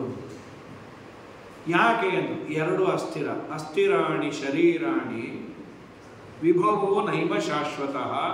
ಒಂದು ಶರೀರ ಅಸ್ಥಿರ, ಯಾವಾಗ ಕೃಷ್ಣಾರ್ಪಣೆ ಬೇಕಾದ್ರೆ ಆಗ್ಬೋದು. ಸಂಪತ್ತು ಅಸ್ಥಿರ, ಇವತ್ತು ಶ್ರೀಮಂತನಾದವನು ನಾಳೆ ದಿನ ಕೇರ್ ಆಫ್ ಫುಟ್ಪಾತ್ ಆಗ್ಬೋದು. ಎಲ್ಲಕ್ಕಿಂತ ನಿಂಗೆ ಕೊಡಬೇಕು ಅನ್ನೋ ಬುದ್ಧಿ ಇದೆಯಲ್ಲ, ಅದು ತುಂಬ ಅಸ್ಥಿರ ಅನ್ಕೋತೀವಿ. ಅಪುರಾಣ ಗಿರಾಣ ಎಲ್ಲ ಕೇಳಿದಾಗ ಕೊಟ್ಬಿಡ್ಬೇಕ್ರಿ, ಏನು ಅವ್ರು ಹೇಳೋದು? ಸ್ವಲ್ಪ ಒಂದೊಂದು ಹೆಜ್ಜೆ ಹೊರಗೆ ಹೋಗ್ತಾ ಹೋಗ್ತಾ ಹೇಳಿದ್ರೆ ಸುಲಭ ಅಲ್ಲ ಕೊಡೋದು. ನೋಡೋಣ ಅವನು 50,000 ರೂಪಾಯಿ ಗೋ ಕೊಡಬೇಕು ಅಂದವನು ಮಠ ಬಿಡೋದ್ರಲ್ಲಿ ಒಂದು 5 ರೂಪಾಯಿ ಹಾಲಿನ ಪ್ಯಾಕೆಟ್ ಕೊಟ್ಟು ಕೃಷ್ಣಾರ್ಪಣೆ ಹೇಳೋಣ ಅಂತ ಆ ಲೆವೆಲ್ಗೆ ಬಂದ್ಬಿಟ್ಟಿರ್ತಾನೆ. ಅವನು ಒಂದಿನ ಕಾಫಿಗೂ ಆಗಬಾರ್ದು, ಒಂದಿನ ಅಲ್ಲ, ಒಂದು 5 ರೂಪಾಯಿಗೆ ಏನು ಬರುತ್ತೆ? ಕವರ್ ಬರುತ್ತೆ ಅಷ್ಟೇ ಖಾಲಿ. ಅದ್ರ ಮೇಲೆ ಗೋವು, ಅದು ಆಕಳದ ಕರು, ಒಂದು ಚಿತ್ರ ಇರುತ್ತೆ, ನೋಡ್ಕೊಂಡು ಕೂತ್ಕೋಬೇಕಷ್ಟೆ. ನಿದ್ರಿತ ಲಿಖಿತ ಚಿತ್ರ ವಿವಾಸನ್ ಅಂತ ಹೇಳಿ. ಹಾಗಾಗಿ ನಾಳೆ ನೋಡೋಣನ್ನ ಬ್ಯಾಡಣ್ಣ, ಕೇಳಣ್ಣ ನಿನ್ನ ಬಾಳು ಅಸ್ಥಿರವೆಂದು ತಿಳಿಯಣ್ಣ. ಬಾಳುವ ಕಾಲದಿ ಅವನು ಪಾಳೆಗಾರನಂತೆ ಬರಲು, ಕೋಳಿ ಪೆಳ್ಳೆ ಆಡುವಾಗ ಹಾಡು ಹದ್ದಿನಂತೆ ಒಯ್ಯುವ ಉರದೇವರ ಮಾಡಬೇಕಣ್ಣ. ತನ್ನೊಳಗೆ ತಾನು ಉರದೇವರ ಮಾಡಬೇಕಣ್ಣ. ನಾಳೆ ನಾಡದ್ದು ಅಂತ ಕಾಯಬೇಡ, ಈಗ ಮಾಡಿಬಿಡು. ಸಾಮಾನ್ಯವಾಗಿ ಸ್ವಲ್ಪ ತಿಳುವಳಿಕೆ ಇದ್ರೆ ನಾವಂತೆ ಹೋಗ್ಲಿ ಬಿಡ್ರಿ, ಈ ಜನ್ಮದಲ್ಲಾಗಲಿ ಮುಂದಿನ ಜನ್ಮ ಅಂತೂ ಇದ್ದೇ ಇದೆಯಲ್ಲ. ಏನು ಇಂಥ ಜನ್ಮ ಬರುತ್ತೆ ಅಂತ ಯಾವನೂ ಗೊತ್ತು? ಯಾವನೂ ಗೊತ್ತೂ ಅಲ್ಲ, ಗ್ಯಾರಂಟಿ ಬರಲ್ಲ ಅನ್ನೋದೇ ಗೊತ್ತು. ನಾವು ಮಾಡಿರೋ ಪಾಪಗಳು ನಾನು ಅನೇಕ ಬಾರಿ ಅಂತಿರ್ತೀನಿ. ಯಮಧರ್ಮರಾಜನಿಗೆ ದೂತರಿಗೆ ಕಷ್ಟ ಆಗೋದು. ಯಮಧರ್ಮರಾಜ ಏನನ್ನೋನು, ಯಾರು ಯಾವ ಪಾಪ ಮಾಡ್ಯಾರೋ ಅದನ್ನ ನೋಡಿ ಅವ್ರಿಗೆ ಶಿಕ್ಷೆ ಕೊಡ್ರಿ, ಸುಮ್ಮನೆ ಯಾರಿಗೋ ಯಾವುದೋ ಶಿಕ್ಷೆ ಕೊಡಬೇಡ್ರಿ ಅಂತ ಹಿಂದೆಲ್ಲ. ಈಗ ಯಮಧರ್ಮರಾಜನ ಕೇಳ್ತಾರಂತೆ, ಇವ್ರನ್ನೆಲ್ಲ ಹಾಕೋದು ಎಕ್ಕಡನ್ನ ವೇಸ್ಕೊಂಡಿ ಅಂತ. ಯಾಕೆ ಅಂದರೆ ಇವ್ರು ಎಲ್ಲ ಎಲಿಜಿಬಲ್ಲೇ. ಇವರು ಇರೋದೊಂದು 28 ನರಕ. ಇವರು ಈ ನಮ್ಮ ಬಸ್ಸಲ್ಲಿ ವಜ್ರ ಬಸ್ ಪಾಸ್ ಅಂತ 3,000 ಏನೋ ಅದು ಕೊಟ್ಬಿಟ್ರೆ ಯಾವ ಬಸ್ ಬೇಕಾದ್ರೆ ಹತ್ಬೋದಂತ. ಈ ಕಮ್ಮಿ ಬಸ್ ತೊಗೊಂಡ್ರೆ ಅದು ಹತ್ತೋ ಆಗಿಲ್ಲ. ನಾವೆಲ್ಲರೂ ವಜ್ರ ಬಸ್ ಪಾಸ್ ಹೋಲ್ಡರ್ ಇದ್ದಾಗ ಎಲ್ಲಿ ಬೇಕಾದ್ರೆ ಹಾಕೋಬೋದು. ಇವರು ಅದು ಪ್ರಿಯಾರಿಟಿ ಏನಿಲ್ಲ, ಎಲ್ಲಿ ಬೇಕಾದ್ರೆ ಹಾಕ್ರಿ. ಆ ತರಹದ ಪಾಪಗಳನ್ನು ಮಾಡಿರ್ತೇವೆ. ಇದೊಂದು ಅರ್ಥವನ್ನು ಬರೋದು. ರಾಜರು ಇನ್ನೊಂದು ಅರ್ಥವನ್ನು ಬರೆದರು. ಅದೇ ಶ್ಲೋಕಕ್ಕೆ ಒಂದೇ ಪದ್ಯಕ್ಕೆ, ಒಂದು ವೇಳೆ ನಿನಗೆ ದಾನ ಧರ್ಮ ಕೊಡಲಿಕ್ಕೆ ಏನೂ ಇಲ್ಲ. ಸಾಮಾನ್ಯವಾಗಿ ಏಕಾದಶಸ್ಕಂದ ಭಾಗವತಕ್ಕೆ ವ್ಯಾಖ್ಯಾನ ಮಾಡ್ತಾ ಸುಧೀಂದ್ರದ ಆರಾಧನೆಯು ಶ್ರೀಮದಾಚಾರ್ಯರೇ ಒಂದು ಪ್ರಶ್ನೆಯನ್ನು ಮಾಡಿಕೊಂಡು ಉತ್ತರ ಕೊಟ್ಟಿದ್ದಾರೆ. ಯಾವುದೇ ಒಂದು ಪಾಪಕ್ಕೆ ಪ್ರಾಯಶ್ಚಿತ್ತ ಅಂದರೆ ಮಾತೆತ್ತಿದ್ರೆ ಹೋಮ, ಹವನ, ದುಡ್ಡು, ಕಾಸು. ಬಡವರು ಮಾಡಬಹುದಾದ ಯಾವುದಾದ್ರೂ ಪ್ರಾಯಶ್ಚಿತ್ತ ಇದೆಯಾ ಹೇಳಿ. ಸುಮ್ಮನೆ ಹೋದ ವೇಳೆಯಿಂದ ನೀವು ಹೋಮ, ಹವನ, ದುಡ್ಡು, ಕಾಸು ಇದೇ ಆಯ್ತಲ್ಲ, ಇದೊಂದು ತಲೆಯಲ್ಲಿ ನಮಗಿದೆ. ಅಷ್ಟು ಜನಕ್ಕೆ ಊಟ ಹಾಕಿಸಿ, ಇಷ್ಟು ಜನಕ್ಕೆ ಹಾಕಿಸಿ. ನಮ್ಮಲ್ಲಿ ಇಲ್ಲದೆ ಇದ್ರು ಬೇರೆಯವರಂತೂ ಈ ಪುರೋಹಿತ ಶಾಹಿಗಳು ಸುಮ್ಮನೆ ಇಲ್ಲದೆ ಇರೋದೆಲ್ಲ ಇಂಡ್ಯೂಸ್ ಮಾಡಿ ಜನನ್ನ ಅಡ್ಡ ಮಾರ್ಗಕ್ಕೆ ಎಳೆಸ್ಯಾರೆ ಅಂತ ವಾಮಪಂಥೀಯರು ಹೇಳ್ತಾ ಇರ್ತಾರೆ. ಈ ಪ್ರಶ್ನೆಯನ್ನು ಶ್ರೀಮದಾಚಾರ್ಯರು ಮಾಡಿಕೊಂಡು ಜಯಂತ ಯೋಗಾಖ್ಯಾನದಲ್ಲಿ ಎಲ್ಲರೂ ಮಾಡಬಹುದಾದ ಒಂದು ಅದ್ಭುತವಾದ ಧರ್ಮ ಇದೆ ಅಂತ ಅಂದರು. ಹಣ ಖರ್ಚಿಲ್ಲದೆ ಎಲ್ಲರೂ ಮಾಡಬಹುದಾದದ್ದು ಯಾವುದದು? ಏನು ಅದ್ಭುತವಾದ ಮಾತು ಅಂದರೆ, ಒಬ್ಬ ಯೋಗ್ಯ, ಒಬ್ಬ ಸಜ್ಜನ ಪಾಠ ಪ್ರವಚನ ಮಾಡಿಕೊಂಡು ಇದ್ದಾನೆ. ಅವನಿಗೆ ಇರಲಿಕ್ಕೆ ಮನೆ ಇಲ್ಲ, ಉಣಲಿಕ್ಕೆ ಅನ್ನ ಆಹಾರ ಇಲ್ಲ. ಏನೋ ಸುದೈವ ವಶಾತ್ ಯಾರೋ ಅವನಿಗೊಂದು ಮನೆಯನ್ನು ದಾನ ಕೊಟ್ಟರು. ತುಂಬ ಸಂತೋಷ ಪಡು. ಅವರು ಮನೆ ಇಲ್ಲ ಅಂತ ಇದ್ದಲ್ಲ, ಯಾರೋ ಪಾಪ ನೀವಿರೋವರೆಗೂ ಈ ಮನೆಯಲ್ಲಿ ಇರ್ರಿ ಅಂತ ಹೇಳಿ ತುಂಬ ಅನುಕೂಲಕರವಾದ ಮನೆಯನ್ನು ದಾನ ಕೊಟ್ಟಿದ್ದಾರೆ. ಹೌದಾ? ತುಂಬ ಸಂತೋಷ ಇದೆ ಪಾಪ, ತುಂಬ ಒದ್ದಾಡೋರು. ಒಬ್ಬ ಸಜ್ಜನನಿಗೆ ಏನಾದರೂ ಒಳ್ಳೆಯದಾದರೆ ತುಂಬ ಸಂತೋಷ ಪಡು, ಅದು ಒಂದು ಭಾಗವತ ಧರ್ಮ. ಒಬ್ಬ ದುರ್ಜನನಿಗೆ ಕೆಟ್ಟದ್ದಾದರೆ ಸಂತೋಷ ಪಡು. ಸದ್ಯ ಸೋತ್ನ, ಒಳ್ಳೇದಾಯ್ತಪ್ಪ. ಅದನ್ನು ಊರೆಲ್ಲ ಹೇಳಿಕ್ಕೆ ಹೋಗಬೇಡ, ಯೂಟ್ಯೂಬಲ್ಲಿ ಎಲ್ಲೆಲ್ಲೋ ಹೆಸರು ಹೇಳಲೇಬೇಡ. ಅವರು ಇವರು ಅಂತಾನೆ ಮಾತಾಡೋದು ಬೆಸ್ಟ್. ಅದು ಅವ್ರು ಅಲ್ಲಿ ಬಂದಿದ್ರು, ನಾನು ಅವ್ರಿಗೆ ಅದನ್ನು ಹೇಳಿದೆ. ಅವ್ರು ಆ ಮಾತು ಕೇಳಲಿಲ್ಲ, ನಾ ಏನು ಮಾಡಿ. ನಾನು ಇವ್ರಿಗೂ ಇದನ್ನೇ ಹೇಳಿದೆ, ಇವರು ಕೇಳಲಿಲ್ಲ. ಸೊ ಅವರು ಇವರು ಇಬ್ಬರು ಬಿಟ್ಟರು. ಬಟ್ ಅವ್ರು ಅದನ್ನು ಮಾಡಿದ್ದಕ್ಕೆ ಇದಾಗಿದ್ದು. ಸಿಕ್ಕಾಕೊಳ್ಳೋದೇ ಇಲ್ಲ. ಯಾರೋ ಬಂದು ಕೇಳೋದು ಅವ್ರು ಯಾರು ಅಂತ. ಅವ್ರು ಸಿಕ್ಕಿದ ಕೂಡಲೇ ಅದನ್ನು ನಿಮಗೆ ಹೇಳಿ ಕಳಿಸ್ತೇನೆ, ಹೋಗಿ ಬನ್ನಿ. ಹೆಸರು ಹೇಳಿದ್ರೆ ಸತ್ತು ಈಗ ಎಲ್ಲ ಕಡೆ ಹೋಗುತ್ತದು, ಎಲ್ಲರಿಗೂ ಗೊತ್ತಾಗಿರುತ್ತೆ ಅವರು ಇವರು ಯಾರು ಅಂತ. ಒಬ್ಬ ದುರ್ಜನನಿಗೆ ಏನಾದರೂ ಕೆಟ್ಟದ್ದೇ ಆದರೆ ಸಂತೋಷ ಪಡು. ಇದಕ್ಕೆ ವಿರುದ್ಧವಾಗಿ ಒಬ್ಬ ದುರ್ಜನನಿಗೆ ಒಳ್ಳೆಯದಾದರೆ ದುಃಖ ಪಡು. ಒಬ್ಬ ಸಜ್ಜನನಿಗೆ ಏನಾದರೂ ಕೆಟ್ಟದ್ದಾದರೆ ತುಂಬ ವ್ಯಥೆ ಪಡು. ಇದೊಂದು ಭಾಗವತ ಧರ್ಮ. ಇದಕ್ಕೇನು ಖರ್ಚಿದೆ? ಇದೇ ಕಷ್ಟ. ಯಾವುದಾದ್ರೂ ಸಜ್ಜನನಿಗೆ ಏನಾದರೂ ಮನೆಗೆ ಸಿಕ್ತು ಅಂದರೆ ಆಚಾರ್ಯ ಮನೆ ದಾನ ಕೊಟ್ರ ಆಯಿತು, ಇನ್ನೂ ಏನೇನೋ ಕೊಡ್ತಾರೋ ಸರಿಯಾಗಿ ಹಾಕಿ ಟೋಪಿ ಹೀಗಂತೀವೇ ವಿನಃ ಒಳ್ಳೆಯದಾಯಿತು, ಅವನೊಬ್ಬ ಸಜ್ಜನ, ಅವನೊಬ್ಬ ಅರ್ಹ, ಜನ್ಮಾಂತರದಲ್ಲಿ ಅವನು ಕೇಳಿಕೊಂಡು ಬಂದಿದ್ದ. ಇದು ನಿಜವಾಗೂ ಮನಸ್ಸಿನಲ್ಲಿ ಬಂದರೆ ಅದೊಂದು ದೊಡ್ಡ ದೇವರ ಪೂಜೆ ಅಂತ, ಬಹಳ ದೊಡ್ಡ ದೇವರ ಪೂಜೆ ಅಂತ. ಇದನ್ನು ಮಾಡೋದು. ಇದೇ ಜಾಡಿನಲ್ಲಿ ವಾದಿರಾಜ ಸ್ವಾಮಿಗಳು ಮಹಾಭಾರತಕ್ಕೆ ವ್ಯಾಖ್ಯಾನ ಮಾಡ್ತಾ ಹೇಳ್ತಾರೆ, ದೊಡ್ಡವರು ಬಂದಾಗ ನೀನು ಏನಾದರೂ ಕೊಡೋದಾಯಿತು, ನನ್ನ ಹತ್ರ ಏನಿಲ್ಲ, ಅವರು ಕೊಟ್ಟದ್ದನ್ನು ತಗೋ. ಅದೇನಾದರೂ ಕೊಡ್ತಾರಲ್ಲ ಒಂದಿಷ್ಟು ಪ್ರಸಾದ ಅಂತ, ಅದನ್ನು ಭೋಜನ ಮಾಡೋದು. ಅಲ್ಲೊಂದು ಅದ್ಭುತವಾದ ಪ್ರಮಾಣ ವಾಕ್ಯವನ್ನು ಉದಾಹರಣೆ ಮಾಡ್ಯಾರ. ತುಂಬ ನಾವು ಎಲ್ಲ ಪ್ರವಚನಕಾರರು ಬಳಸುವ ಒಂದು ಪ್ರಮಾಣ ವಾಕ್ಯ. ಯಾಚೇ ಶ್ರೋತ್ರಿಯಸ್ಯ ಅನ್ನಂ ತದಭಾವೇ ಪಿಬೇಜ್ಜನಂ. ಶ್ರೋತ್ರಿಯರ ಮನೆ ಅನ್ನವನ್ನು ತಿನ್ನಿ.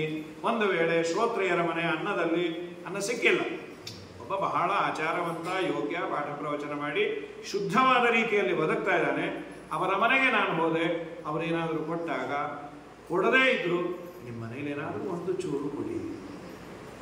ತದಭಾವೇ, ಅವರ ಮನೇಲಿ ಏನಿಲ್ಲ, ಇವನಿಗೆ ಹಾಕಲಿಕ್ಕೆ ಅನ್ನ, ಅಡಿಗೆ, ಆಹಾರ ಪದಾರ್ಥ ಏನೂ ಇಲ್ಲ. ಪಿಬೇತ್ ಜಲಂ, ಒಂದು ಲೋಟ ನೀರಾದರೂ ಇಸ್ಕೊಂಡು ಅವ್ರ ಮನೇಲಿ ಕುಡಿಯಿರಿ, ನಿಮ್ಮ ಅಂತಃಕರಣ ಶುದ್ಧಿ ಆಗುತ್ತೆ. ಇದು ಉತ್ತರಾರ್ಧ. ಪೂರ್ವಾರ್ಧವನ್ನು ವಾದಿರಾಜರು ಕೋಟ್ ಮಾಡ್ತಾರೆ, ಆ ಪೂರ್ಣ ಶ್ಲೋಕವನ್ನು. ಪಾತಕೀ ಮಹತೀ ಪ್ರಾಪ್ತೆ ಪ್ರಾಯಶ್ಚಿತ್ತ ವಿವರ್ಜ್ಯತೆ ಯಾಚೇಯ ಶ್ರೋತ್ರಿಯಸ್ಯಾನ್ನಂ ತದಭಾವೇ ವಿವೇಚನಂ. ಗೊತ್ತಿಲ್ಲದೆ, ವಿವೇಕ ಇಲ್ಲದೆ ಮಹಾಪಾಪವನ್ನು ಮಾಡಿದೆವು. ಮಾಡಿದ್ದು ನನಗೆ ಗೊತ್ತಿದೆ. ಪಾಪ ಮಾಡಬೇಕಾದ್ರೆ ಇಂಥ ಮಹಾಪಾಪ ಅಂತ ಗೊತ್ತಿಲ್ಲ, ಆಗ ಸಜ್ಜನರ ಸಹವಾಸ ಇಲ್ಲ, ಮಾಡಿ ಆಗಿಬಿಟ್ಟಿದೆ. ಯಾವ ಆಚಾರ್ಯರನ್ನು ನಾನು ಕೇಳಿದರೂ ಯಾವ ಪ್ರಾಯಶ್ಚಿತ್ತ ಇಲ್ಲ ಅಂದರು. ಪಾತಕಿ ಮಹತಿ ಪ್ರಾಪ್ತೆ ಪ್ರಾಯಶ್ಚಿತ್ತ ವಿವರ್ಜಿತೆ. ನೀನು ಯಾವ ಗ್ರಂಥವನ್ನು ನೋಡಿದ್ರೂ ಪ್ರಾಯಶ್ಚಿತ್ತ ಇಲ್ಲ. ಇವರಿಗೆ ಪಾಪ ಪ್ರಜ್ಞೆ ಕಾಡ್ತಾ ಇದೆ. ಛೇ, ಇಂಥ ಪಾಪ ಮಾಡಿದೆ, ಯಾವ ಹೋಮ ಹವನ ನಾನು ಮಾಡಿಸ್ಲಿಕ್ಕೆ ತಯಾರಿದ್ದೇನೆ, ಆದರೆ ಯಾರು ಇಲ್ಲ ಅಂತ ಇದ್ದಾರೆ. ಈ ತರಹದ್ದು ನಮ್ಮ ಸಣ್ಣ ವಯಸ್ಸಿನಲ್ಲಿ ಕಾಮಕ್ರೋಧಗಳಿಂದ ಘಟಿಸಿರುತ್ತೆ. ಯಂಗ್ ಅಂಡ್ ಎನರ್ಜೆಟಿಕ್ ಇದ್ದಾಗ ಯಾರನ್ನೂ ಕೇರ್ ಮಾಡೋದಿಲ್ಲ, ತಂದೆಯೋ ತಾಯಿಯೋ ಹಿರಿಯರೋ, ಅವನಿಗೇನು ಗೊತ್ತರಿ ಮಾಡಿ ತೋರಿಸ್ತೀನಿ. ಒಮ್ಮೆ ನನಗೆ ಶಕ್ತಿ ಗುಂದಿದಾಗ, ಮಾರ್ಕೆಟ್ ವ್ಯಾಲ್ಯೂ ಕಡಿಮೆ ಆದಾಗ ಇಟ್ ಹ್ಯಾಪನ್ಸ್.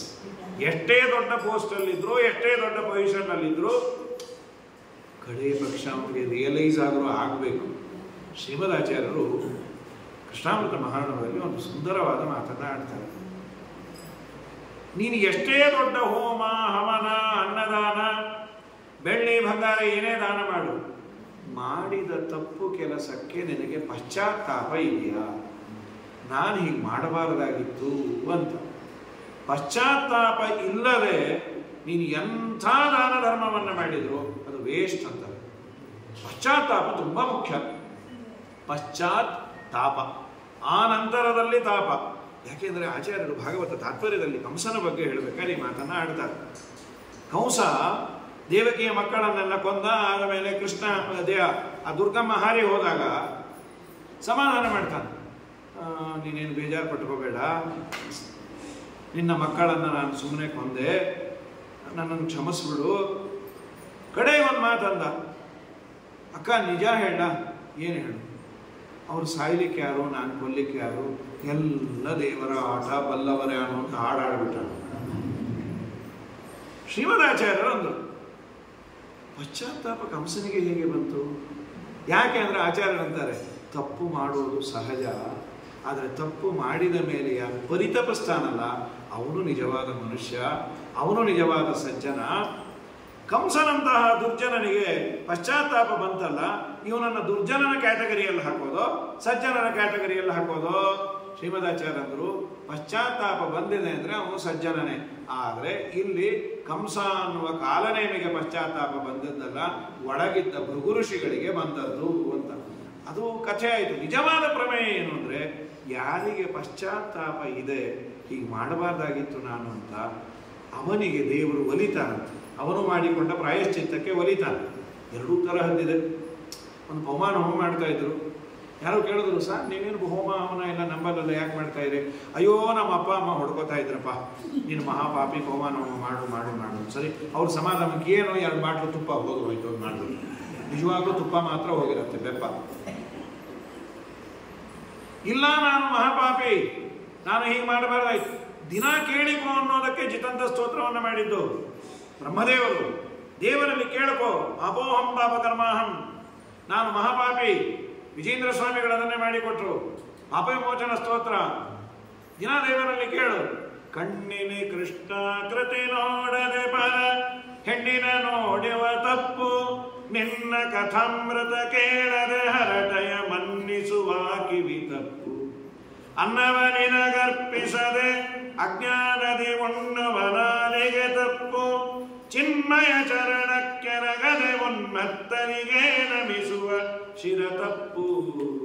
ತಪ್ಪುಗಳ ಪರಿಹರಿಸಿ ಕಾಯೋ ನಮ್ಮಪ್ಪನಲ್ಲವೇ ನೀನು, ಒಪ್ಪಿದ ಬಳಿಕ ಅವಗುಣವೆಣಿಸದೆ ತಿಮ್ಮಪ್ಪ ಸಲವೋ ಸ್ವಾಮಿ, ತಿಮ್ಮಪ್ಪ ಸಲವೋ. ದೇವರಲ್ಲಿ ಬೇಡಿಕೋ, ಸ್ವಾಮಿ ನಾನು ಮಹಾಪಾಪಿ, ನನ್ನ ಪಾಪವನ್ನು ದೂರ ಮಾಡು, ಅದರಲ್ಲೂ ಸಜ್ಜನರ ಮೇಲೆ ದ್ವೇಷ ಮಾಡದಂತೆ. ವೈಷ್ಣವ ದ್ವೇಷ ಹೇತುಮೆ ಭಸ್ಮಸಾತ್ ಕುರು ಮಾಧವ. ದಿನ ಕೇಳ್ತೇವಲ್ಲ ದೇವರಲ್ಲಿ. ಆಯತಾಭ್ಯಾಂ ವಿಶಾಲಾಭ್ಯಾಂ ಶೀತಲಾಭ್ಯಾಂ ಕೃಪಾನಿಧೆ, ಕರುಣಾರಸ ಪೂರ್ಣಾಭ್ಯಾಂ ಲೋಚನಾಭ್ಯಾಂ ವಿಲೋಕಯ. ಕರುಣಾರಸದಿಂದ ತುಂಬಿದ ಆ ಕಣ್ಣುಗಳಿಂದ ನನ್ನನ್ನು ನೋಡು, ನನ್ನ ಪಾಪಗಳನ್ನೆಲ್ಲ ದೂರ ಮಾಡು. ಮಧುರಾಜ ಸ್ವಾಮಿಗಳು ಅದನ್ನೇ ಮಾಡಿಕೊಟ್ಟಿದ್ದಾರೆ.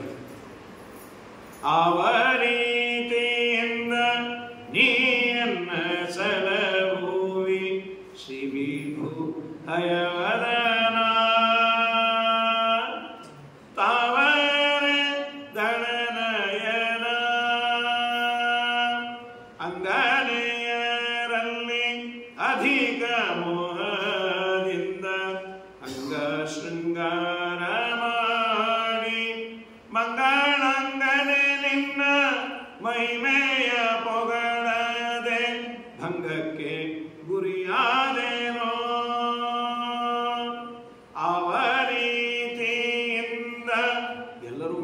ಯಾರಾದರೂ ನಾವೇ ಹೇಳಿ ಅಂತ ಅವ್ರು ಹೇಳ್ಕೋಬೇಕಲ್ಲ. ಕೆಲವರು ಸಮಾಧಾನ ಮಾಡ್ಕೊಂಡ್ಬಿಡ್ತಾರೆ.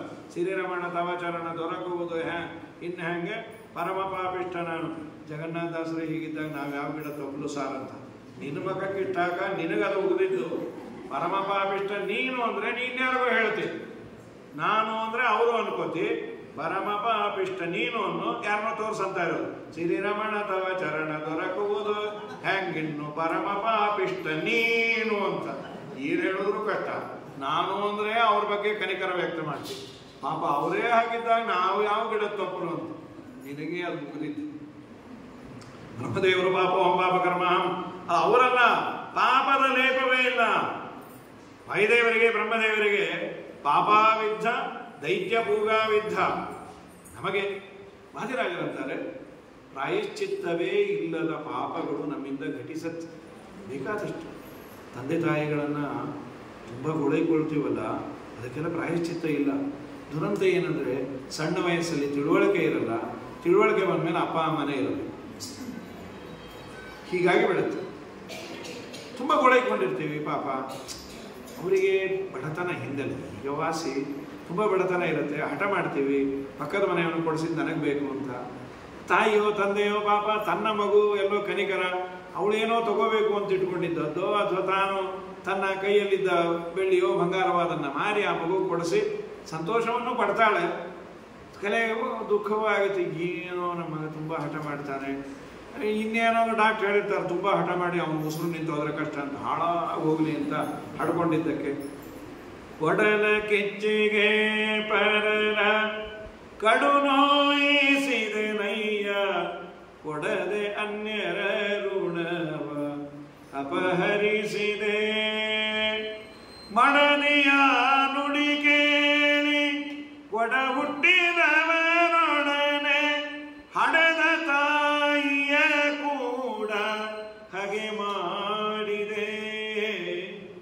ಇಷ್ಟು ಪಾಪವ ಮಾಡಿದ್ದೆ ಸಾಕು. ಸ್ನಾನ ಸಂಧ್ಯಾದಿಗಳ ಮಾಡದನೆ ಮೈಗೆಟ್ಟೆ, ಜ್ಞಾನ ಮಾರ್ಗವನಂತೂ ಮೊದಲೇ ಬಿಟ್ಟೆ.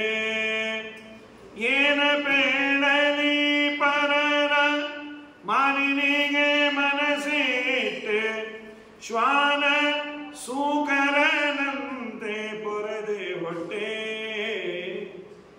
ಇಷ್ಟು ಪಾಪವ ಮಾಡಿದ್ದೆ ಸಾಕು. ಏನೋ ಜನ್ಮಾಂತರದ ಪುಣ್ಯ ವಿಶೇಷದಿಂದ ಸ್ವಲ್ಪ ಸಂಸ್ಕಾರವಂತರ ಮನೆಯಲ್ಲಿ ಹುಟ್ಟಿ, ಚೂರು ಬಡತನ ಇದ್ದ ಮನೆಯಲ್ಲಿ ಹುಟ್ಟಿದ್ರೆ ದೇವರು ದಿಂಡ್ರು ಹಿರಿಯರು ಗುರುಗಳು ಇರುತ್ತೆ. ಹುಟ್ಟುತ್ತಾನೆ ಅಂಬಾನಿನೋ ಟಾಟಾ ಅಂತ ಅವ್ರ ಮನೇಲಿ ಹುಟ್ಟುಬಿಟ್ರೆ ಯಾವ ಸಂಸ್ಕಾರವೂ ಇರಲ್ಲ. ಏನೋ ಒಳ್ಳೆತನ ಬೇರೆ. ತುಂಬ ಒಳ್ಳೆ ಬುದ್ಧಿವಂತ ಹುಡುಗ, ಆದರೆ ಅವನು ಸ್ಕೂಲಿಗೆ ಬರಲ್ಲ ಅಂದರೆ ಬುದ್ಧಿವಂತಿಕೆ ಬೇರೆ, ಅವನದು ರೀತಿ ನೀತಿ ಅಂತ ಇರುತ್ತಲ್ಲ. ದೇವರ ಹತ್ರ ನಾನು ಹತ್ತಿರದವನು ಆಗಬೇಕು ಅಂದರೆ ದೇವರು ಹೇಳಿದ ಕೊಡೋ ಕಾಂಟಕ್ಟ್ ಬೇಕೇ ಬೇಕು. ಸಧರ್ಮೇ ನಿಧನಂ ಶ್ರೇಯ. ಇವತ್ತು ದುರಂತ ಏನಾಗಿದೆ, ಹಣ ಜಾಸ್ತಿ ಆಗ್ತಾ ಆಗ್ತಾ ನಾನು ಶ್ರೀಮಂತ ಅನ್ನೋದಕ್ಕೆ ಮಾನದಂಡ ಏನು ಅಂದರೆ ಪ್ರಪಂಚದ ಎಲ್ಲ ಮೈಲಿಗೆಯನ್ನು ನನ್ನ ಮನೆಯಲ್ಲಿ ಮಾಡಿದರೆ ನಾನು ಶ್ರೀಮಂತ. ರಾಮಕೃಷ್ಣಾಶ್ರಮದ ಸ್ವಾಮಿಗಳು ಉಪನ್ಯಾಸ ಮಾಡೋರು ಚೆನ್ನಾಗಿತ್ತು. ಉಪನ್ಯಾಸದ ಟೀಕೆ ಅಲ್ಲ, ಅವ್ರು ಹೇಳೋದು ಇಂಡಿಯನ್ಸು ಎಷ್ಟು ಮೇಲೆ ಬಂದಿದ್ದಾರೆ. ಈಗ 20 ವರ್ಷದ ಕೆಳಗೆ ಹೇಳಿದ್ದು, ಈಗ ಅದೇನು ಆಕ್ಷೇಪ ಅಲ್ಲ ಪಾಪ, ಎಲ್ಲರಿಗೂ ಕೈ ನೋವು ಕಾಲು ನೋವಿದೆ. ಆದ್ದರಿಂದ ಅವರಂದರು ಸ್ವಾಮಿ ಇಂಡಿಯನ್ಸು ಅವರು 3 ಅಡಿ ಮೇಲೆ ಬಂದಿದ್ದಾರೆ. ಈಗೇನು ಅರ್ಥ ಆಗಲಿಲ್ಲ 3 ಅಡಿ ಮೇಲೆ ಬರೋದು. ಎಲ್ಲ ನೆಲದ ಮೇಲೆ ಕೂತು ಊಟ ಮಾಡೋರು, ಈಗ ಎಲ್ಲರ ಮನೆಯಲ್ಲೂ ಟೇಬಲ್ ಬಂದಿದೆ. ಕೈಲಾಗದೇ ಇದ್ದಾಗ ಕೂರೋದು ಅಪರಾಧ ಅಲ್ಲ.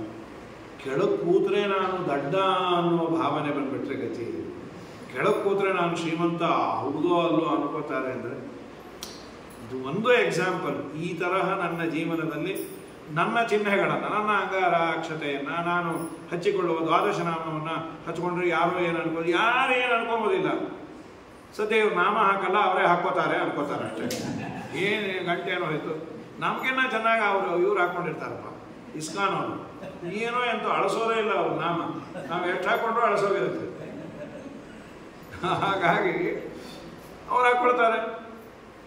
ಏನ ಅನಂತ ಜನ್ಮದ ಪುಣ್ಯ, ಪರಮಾತ್ಮನ ಓಡಾಡಿದ ಮೃತ್ತಿಕೆಯನ್ನ ದ್ವಾರಾವತಿಯ ಗೋಪಿ ಚಂದನದಿಂದ ಶ್ರೀರಮಣನವರ ನಾಮವನೆನೆದೆರಡಾರೂರ್ಧ್ವ ಪುಂಡ್ರಂಗಳ ಧರಿಸೆಂದೆಂದು ವೀರ ವೈಷ್ಣವ ಗುರುವ ವೀರ ವೈಷ್ಣವ ಗುರುವ ಸೇರಿ ಸಂತಪ್ತ ಸುದರ್ಶನ ಶಂಖವ ಧಾರಣೆಯನ್ನು ಭುಜಯುಗದೊಳು ಮಾಡಿ ಮುರಾರಿಯ ಮಂತ್ರವ ಅವರಿಂದಲೇ ಕೇಳಿ ಓರಂತೆ ಜಪಿಸುತ್ತಿರು ನೀ ಮನದಲ್ಲಿ ಜಪಿಸುತ್ತಿರು ನಾರಾಯಣನ ನೆನೆ ಮನವೇ ನಾರಾಯಣನ ನೆನೆ ನಾರಾಯಣನ ಮನ್ನಿಸು ವರ್ಣಿಸು ಆರಾಧನೆಗಳ ಮಾಡುತ್ತ ಬಾಡುತ್ತ ನೀರಾಜನದಿಂದರ್ಚಿಸು ಮೆಚ್ಚಿಸು ಪಾರಾಯಣ ಪ್ರಿಯನ ವೇದ ಪಾರಾಯಣ ಪ್ರಿಯನ ನಾರಾಯಣನ ನೆನೆ. ಎಲ್ಲ ಸಾಹಿತ್ಯದಲ್ಲೂ ವಾದಿರಾಜರು ಹೇಳಿದ್ರು ಏನೇನು ಡೂಸ್ ಅಂಡ್ ಅನ್ಡೂಸ್, ಯಾವುದನ್ನು ಮಾಡಬೇಕು ಯಾವುದನ್ನು ಮಾಡಬಾರ್ದು. ದಿನಗಳನ್ನು ಕಳೆಯುವ ಜನರೇ ಸುಜನರು. ಒಂದು ರೀತಿ ಆಚಾರ್ಯರ ಸದಾಚಾರ ಸ್ಮೃತಿಯ ಕನ್ನಡ ಅನುವಾದ. ದಿನ ಬೆಳಗ್ಗೆ ಎಷ್ಟೊತ್ತಿಗೆ ಹೇಳಬೇಕು, ಏನು ಮಾಡಬೇಕು, ಪಂಕ್ತಿ ಪಾವನ ನೊಡಗೂಡಿ ಆಚಾರ್ಯರು ವಿಸ್ತಾರವಾಗಿ ಗ್ರಂಥದಲ್ಲಿ ಹೇಳಿದ್ದಾರೆ. ಎಲ್ಲರೂ ಅದನ್ನು ಓದಲಿಕ್ಕಾಗಿರಲ್ಲ. ನೀನು ಬೆಳಗ್ಗೆ ಎದ್ದಾಗಿನಿಂದ ಸಂಜೆವರೆಗೂ ಏನು ಮಾಡಬೇಕು, ದಿನಗಳನ್ನು ಕಳೆಯುವ ಜನರೇ ಸುಜನರು. ಅರುಣೋದಯದಲ್ಲೆದ್ದು ಆಚಮನ ಕೃತ್ಯದಲ್ಲಿ ಕೆಲವೆಲ್ಲ ಈಗ ಮಾಡಲಿಕ್ಕಾಗೋದಿಲ್ಲ. ಈ ಅರುಣೋದಯದಲ್ಲಿ ಹೇಳ್ಬೋದು, ಅದಲ್ಲ. ನೆರೆವ ಜಾವದೊಳೆದ್ದು ನೆರೆಹೊರೆಯು ಕೇಳುವಂತೆ ದೇವರ ಸ್ಮರಣೆ ಮಾಡುವಂತಿದೆ. ವಾಸ್ತವಿಕವಾಗಿ ಒಂದೊಂದು ಜಾವಕ್ಕೂ ಹೇಳಬೇಕಂತ. ಸಾಮಾನ್ಯ ಈ ಜಾವ ಎದ್ದಿರೋದು ಈ ಋಷಿಮಂಚಮಿ ಪೂಜೆಲಷ್ಟೇ. ಇನ್ನೇನು ಮೊನ್ನೆ 2 ಕಾಸೆ ಆದಾಗ ಜಾವದಲ್ಲಿ ಹೇಳೋದೇನೆ ಎದ್ದೇ ಕೂತ್ಬಿಟ್ಟಿದ್ದೆ ಪಾದಶಿಪರವರೆಗೂ. ಹಾಗಾಗಿ ಜಾವದೊಳೆದ್ದು ನೆರೆಹೊರೆಯೂ ಕೇಳುವ 4 ಜನ ಕೇಳೋ ಥರ ಹರೇ ಕೃಷ್ಣ ನಾರಾಯಣ ಅನ್ಬೇಕಂತೆ. ಅದು ಸಾಧ್ಯ ಇಲ್ಲ. ಅದೆಲ್ಲೋ ಪಾಜಕದಲ್ಲಿ ಮನೆ ಮಾಡ್ಕೊಂಡಿರ್ಬೋದು, ಯಾರು ಇರಲ್ಲ ಅಕ್ಕಪಕ್ಕ. ಈ ಕಂಪ್ಲೇಂಟ್ ಕೊಟ್ಬಿಡ್ತಾರೆ. ಈ ಅಪಾರ್ಟ್ಮೆಂಟಲ್ಲಿದ್ದು ನೆರೆಹೊರೆ ಕೇಳುವಂತೆ ಒಂದೊಂದು ಜಾವಕ್ಕೂ ಹೇಳ್ತಾ ಇದ್ದರೆ ನಿಮ್ಯಾನ್ಸ ಕರ್ಕೊಂಡು ಹೋಗಿ ಹಾಕ್ಬಿಡ್ತಾರೆ ಅಷ್ಟೇ. ಇದು ಹರಿ ಹುಚ್ಚು ಅಂತ ಹೇಳಿ. ಹಾಗಾಗಿ ಎಲ್ಲಿ ಅಂತೂ ಹರಿಸ್ಮರಣೆಯನ್ನು ಮಾಡು ಅನ್ನುವ ಮಾತುಗಳನ್ನು ತುಂಬ ಸುಂದರವಾಗಿ ಕೃತಿಗಳಲ್ಲಿ.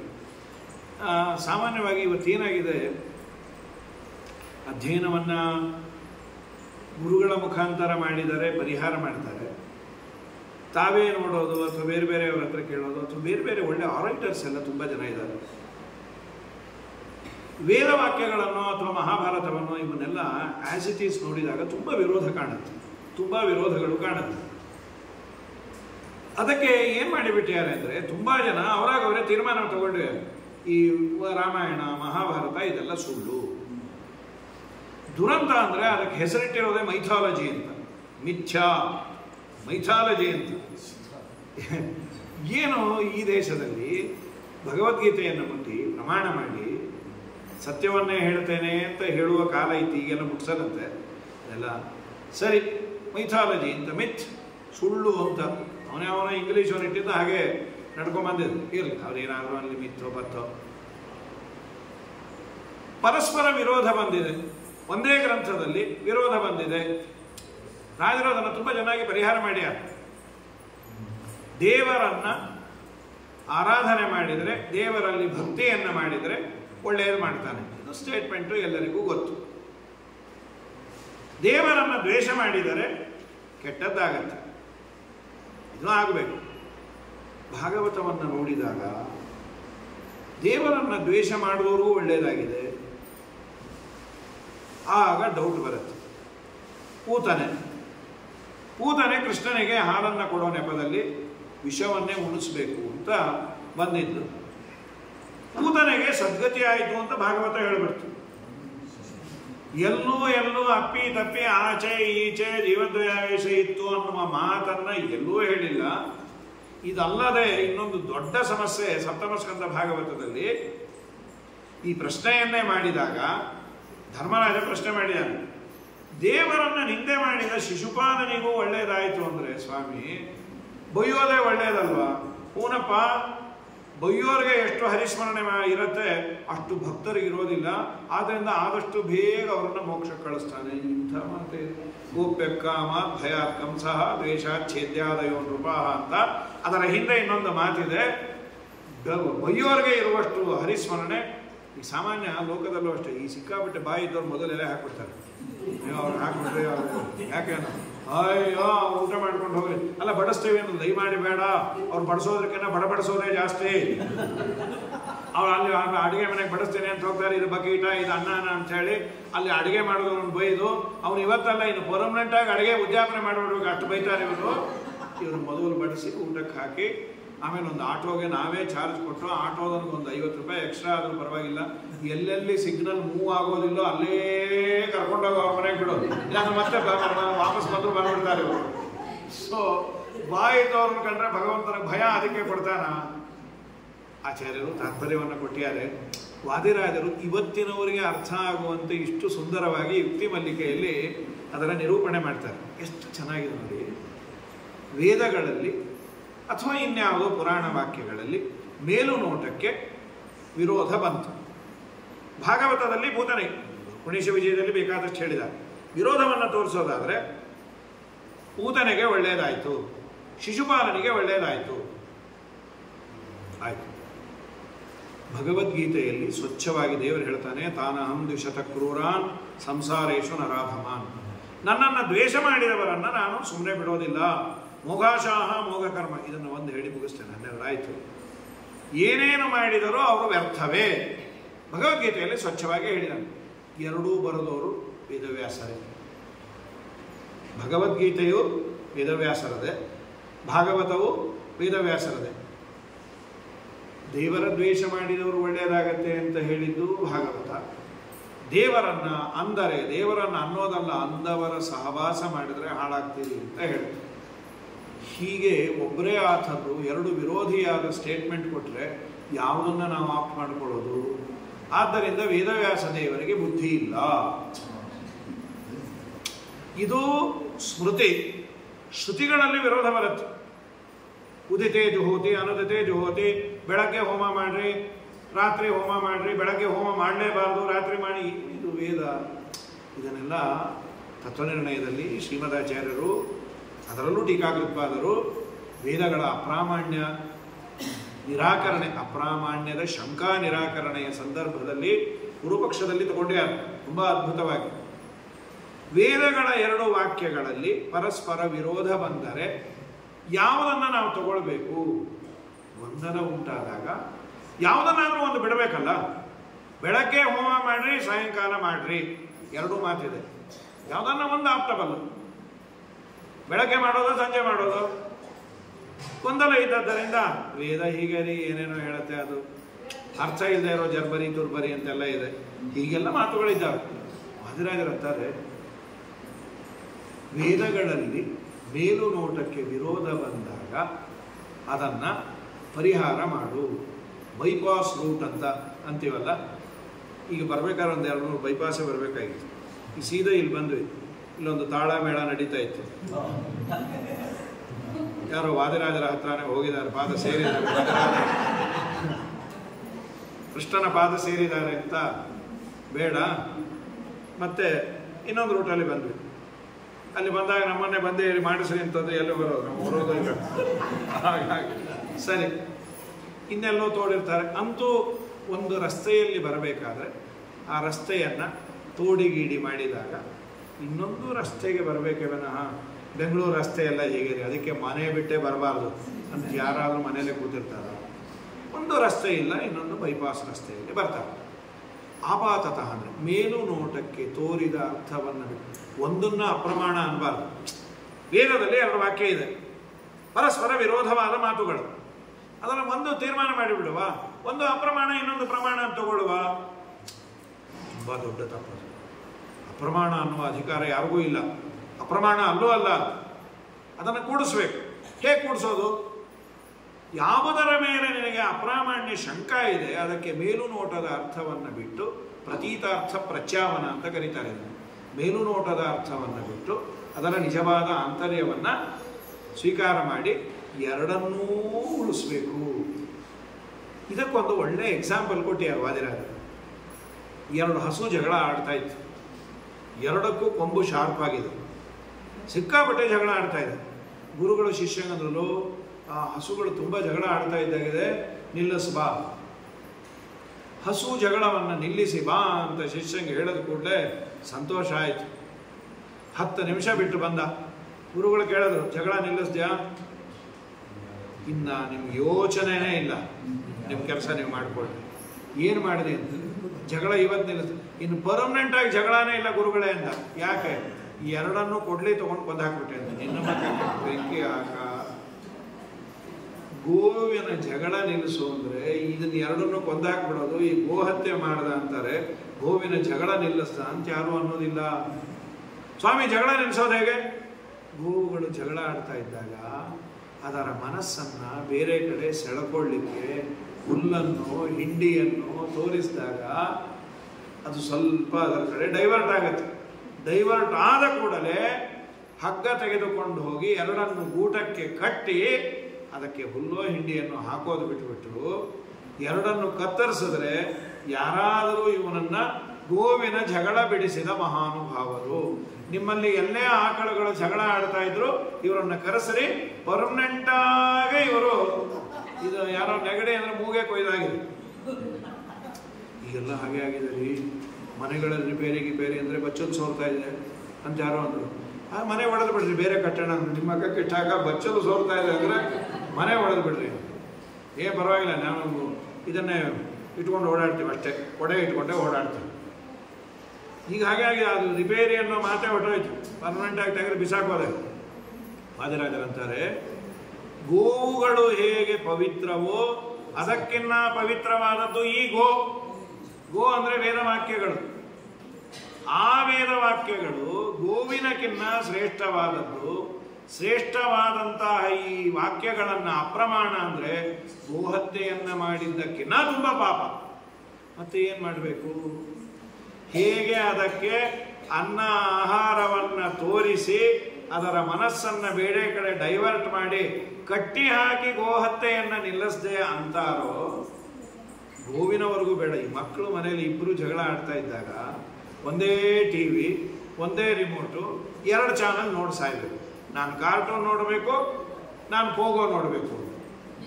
ಆವಾಗ ಇಬ್ಬರು ಜಗಳ ಆಡ್ತಾ ಇದ್ರೆ ನಮ್ಮ ಮಕ್ಕಳೇ ಆದರೆ ಬೈಬೋದು. ಒಂದು ಪಕ್ಕದ ಮನೆ ಮಗು, ಇನ್ನೊಂದು ನಮ್ಮ ಮನೆ ಮಗು. ಪಕ್ಕದ ಮನೆ ನೋಡದೇ ಇದ್ದರೆ ಚೆನ್ನಾಗಿ ಬೈಬೋದು. ಇನ್ನು ಮಗ ಸುಳ್ಳ ನಮ್ಮ ಮನೆಗೆ ಬಂದು ಗಲಾಟೆ ಮಾಡ್ತಾರೆ, ಅವರು ಇಲ್ಲೇ ಇರ್ತಾರೆ. ನಮ್ಮ ಮಗು ನೋಡ್ರಿ ಎಷ್ಟು ಹಠ ಮಾಡುತ್ತಲ್ಲ, ಬೈಬೋದು. ನಿಮಗೆ ಹಾಕ್ಬೇಕು ಕಪಾಳಕ್ಕೆ, ನಗ್ತಾ ಹೇಳ್ತಾ ಇರ್ತೀವಿ ಅಂತ ಹೇಳಿ, ಕಂದ ಅವನಿಗೆ ಬಿಟ್ಬಿಡು, ಅವ್ನು ಹೋಗೋ ನೋಡ್ಕೊಳ್ಳಿ ಅಂತ ಅವ್ರ ಮಗನ ಪರವಾಗಿ ಅಂತಾರೆ. ಏನು ಬೇಕಾಗಿಲ್ಲ, ಅವ್ರ ಮನೇಲಿ ಅವ್ನು ನೋಡ್ಕೊಳ್ಳಿ.